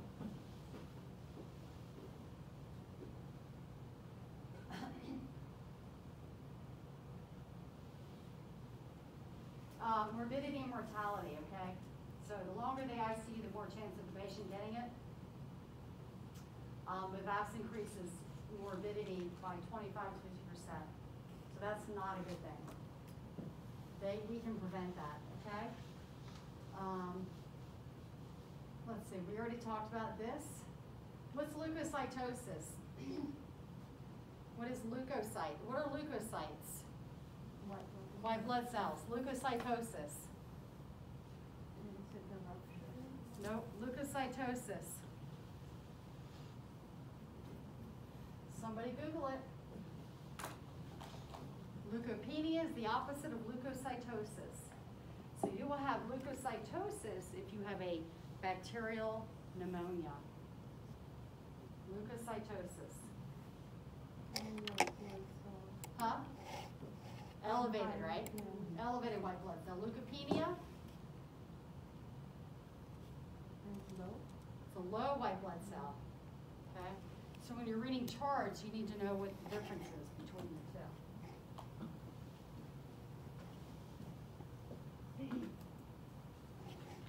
So when you want to find out if a patient does have a pneumonia, we have to get it from the lower respiratory tract, right? So two different ways that you can get it. One is a bronchial alveolar lavage, and it's called BAL. Okay, that's kind of a relatively new term, bronchial alveolar lavage. So that requires a bronchoscopy. I want you to know those two. Or a protected specimen brushing. That does not require a bronchoscopy. We can do that with a special suction catheter. Okay. When I was taking my adult critical care specialist boards a few years ago, BAL, that term was new to me. I'd never even heard it. We didn't use that at the hospital. I never heard that term, and it was all over my boards. And I just figured, I figured it was because of the question. So it was all over my boards, all over that adult critical. Everything was BAL. I was like, what? It's going to be on your boards. Okay? So it's bronchial alveolar lavage to get a specimen from the lower airways so that you can determine if the patient has pneumonia or not, okay? And they usually start, empiric therapy. They'll start it early to see, just in case the patient does have pneumonia. And then they'll do a CNS. What's CNS stand for? Central nervous Culture, system? culture Oh. and sensitivity. What? So they'll culture the bacteria, they'll let it grow, and then they expose it to different antibiotics, and they see what is it sensitive to and what's it resistant to. Okay? And they'll send that report back to the doctor. All this is prevention. Oh, the CAS-ET tube. That wasn't the suction. That was the CAS-ET tube. We'll have to I can't remember what the suction catheter is called. I think it was a The CAM rescue catheter. Yep, CAM rescue catheter. Yep, that's it. It's the CAS-ET tube that prevents it. Silver prevents bacteria or viruses from growing. Silver. Anything else? Okay, so it's saying here, from the book it says 45 degrees. In the hospital we say 30 degrees. So it's 45 here. Is that gonna be on the test? Do it for 45? Yeah, if it says 45, yes, that would be like a semi-Fowler's. We do at least 30, but it's saying 45 here. Okay, so let's read this.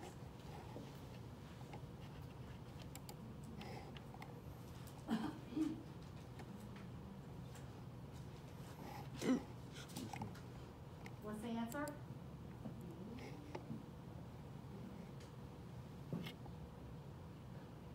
Should we do frequent circuit changes? No? So when I was a student, we had to change, I went to University of Maryland, critical care, shock trauma. We changed the circuits every day. That's what we did when I was a student. Because they thought bacteria would grow and they thought it would make you sick, so we changed them every day. That's actually the worst thing to do. So we don't want frequent circuit. Hand hygiene, that makes sense. Elevating head of bed, yes? That makes sense.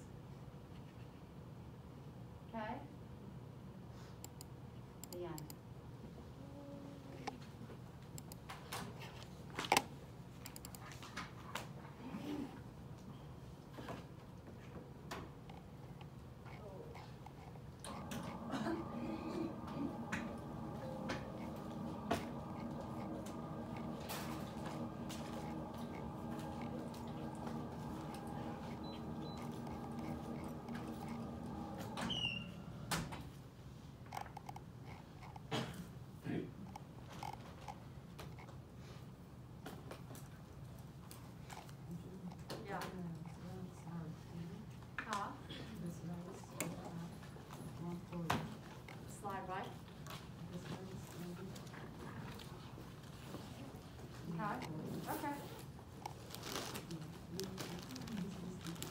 because I had all those questions in it.